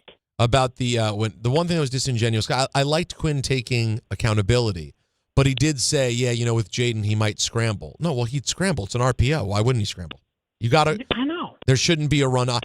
There shouldn't be any running there. Certainly not a design in any way. So you're listen. No. I appreciate that he took credit for it, but sorry, it doesn't fix the land. I know. My point is this year's been absolutely crazy, and I'm wondering, to your point, what are the top 5 teams that you think right now in the NFL that are Super Bowl threats? I think the Lions are up there. I think the Bills are up there. That are Super Bowl what? Super Bowl teams that can win the whole thing. Teams that could win the whole thing. Detroit's in the conversation. Buffalo and Kansas City are in the conversation. Seattle's now got to be in the conversation. I'm sorry. Seattle now, Griffin, is like, they're legit. Seattle has shown it week after week. Listen, if they went into Washington and won by like a touchdown, a field goal, whatever, that was dominant. The Commanders at least played with the Chiefs on Monday. They couldn't even stay on the field with the Seahawks. That's a real team. Stu, you can't stand when I talk the Commanders. That's what I'm told. Well, it's sort of like that, bro. I mean, listen, I'm a fan, so I appreciate that you're a fan of your team, okay? Okay. However, it's New York, bro. Enough is enough. I appreciate a few comments about we also bad about Jayden and all that. So don't get me wrong. But enough, man. Don't go on and on. But that's all there was. On. All I had today was a few comments. That was the point I was making. There's a few comments for a pretty big story. I'm not going to debate that. It's a big story for you. Wait. Okay? You don't think objectively the offensive rookie of the year last year getting his arm broken in the national Sunday night game down 38-7, you don't think is big objectively? Well, I think that it deserves a comment or two for sure. It was the front page of nypost.com last night. Okay, but it's not the front page of every New York fan, whether we're Jets or Giants. You know what I mean? No, that's not our front page. Our front page. It was your front page. nypost.com had it as the front page. Yeah, I get it, man, but it's not exactly like the newspaper that speaks for us all. Don't get me wrong. Sure, but they generally go local first unless there's a big sexy national story. And I use sexy to mean just anything that gets eyeballs. You think that was that? I mean, he broke his arm. Don't get me wrong, bro. That's horrible. Okay. Yeah, I mean your season was teetering on the stink, but now it is. Okay, it's very extinct, Stu. No, you're not wrong about that part. That part we can agree on. We are finished. We are cooked, as the kids say. More phone calls to get to, and I'm going to answer every single one at 1-800-919-3776. Up next in our last segment, I'll get to everyone. But now, guys, an ad by BetterHelp. This November, BetterHelp is encouraging everyone to reach out, check in on friends, reconnect with loved ones, and remind the people in your life that you're there. Talk about personal experiences as it relates to mental health. That is what it said on the paper, and I just read it out loud like Ron Burgundy. That is what just happened. You don't see that happen with me every day. That just happened in real life, folks. You know what? You know what it's time for? Hold on. But you guys know You guys know my experience with mental health. I've talked about it a lot of bit. We talk about it on the air all the time. You know about the vape ape, those days that weren't so good. But therapy did me a lot of good at many different times in my life. And BetterHelp does a great job matching you up with the right therapist so you can focus on your goals. A short questionnaire will help you identify all your needs and preferences. And their 12-plus years of experience and industry-leading match fulfillment rate means they usually get it right. If you're not happy with your match, switch to a different therapist anytime from all their tailored recommendations. All right, with over 30,000 therapists, BetterHelp is one of the world's largest online therapy platforms, having served over 5 million people globally. And it works. An average rating of 4.9 out of 5 for a live session based on over 1.7 million client reviews. So this month, don't wait to reach out. Whether you're checking on a friend or checking up with a therapist yourself, BetterHelp makes it easier. All right, take that first step. Our listeners get 10% off their first month. Just call pound 250 and say the keyword timeout. That's keyword timeout after calling pound 250. Hey, bro, weirdest thing is happening at the game. This guy sitting next to me says, "You're our good luck charm." Every time I crack a Bud Light, we score a touchdown. Now his entire family wants to buy me Bud Lights. I think I'm some kind of a football prophet. Talk soon. The team needs me. Anything for Bud Light, the official beer sponsor of the NFL. Stock up today. Enjoy responsibly. Copyright 2025 Anheuser-Busch Bud Light Beer, St. Louis, Missouri. Dave Rothenberg here to tell you about my friends at Bathfitter. Now, they converted my kids' bathtub to a shower and did an incredible, really an unbelievable job. They offer all types of custom bath renovations, including their unique PermaFit solution for a watertight fit done in just one day. Durable and easy to clean with no demo or mess and lower cost than a standard replacement. And a lifetime guarantee. Right now, no money down, no payments, no interest until 2027. So start designing your bath today like we did at bathfitter.com. There's only one Bathfitter. At Uline, the prevailing opinion is, if you don't live it, you don't believe it. The people at Uline believe in hard work, and they live it by being there 24/7 to answer your call, having 41,000 items in stock, and offering same-day shipping from 12 locations across North America. Business owners, sellers, buyers, shippers, and packers believe it. Uline is the hard-working, dependable source for your shipping and industrial supplies. Visit uline.com. Looking for the best internet deal? It's just a fast phone call away. Only Optimum Fiber Internet delivers the fastest and most reliable fiber internet starting at just $25 a month. That's right, lightning fast fiber internet at a price that won't slow you down. Call 888-4-OPTIMUM today to lock in your offer in just a few minutes and see how you can also get the Disney Plus Hulu bundle and an unlimited mobile line on us. Don't take slow for an answer. Call 888-4-OPTIMUM or visit Optimum.com today. Terms apply.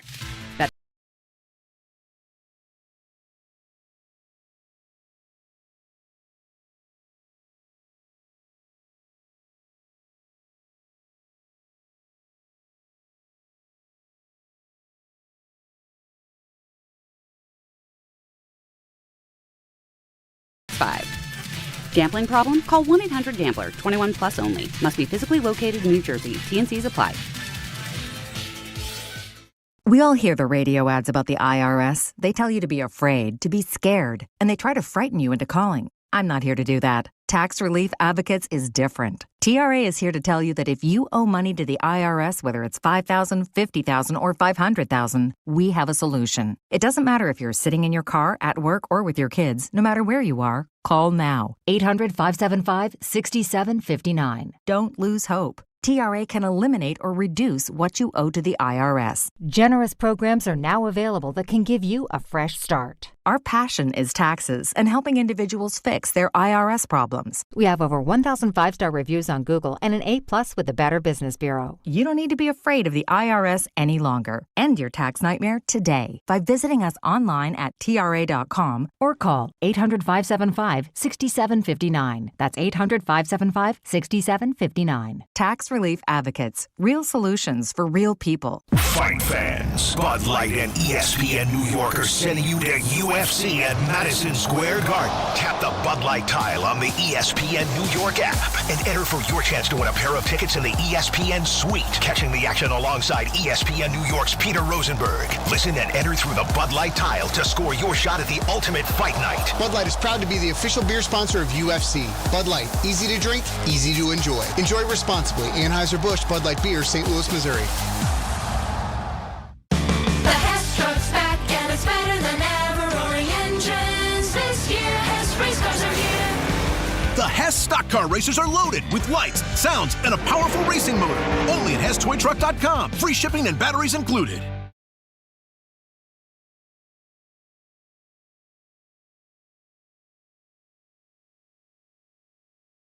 All right, well, since you played Mass Appeal, actually, before I even pick up the phone, YouTube TV customers get the sports you love on ESPN back, including college football, college game day, Monday Night Football, the NBA, college basketball, and more. Act now. Go to keepmynetworks.com to get ESPN back. All right, now, since we're playing some dope hip-hop, why not say hello to Chris? What's up, Chris? Peter, how are you, man? Thanks for taking the call. Thanks, dude.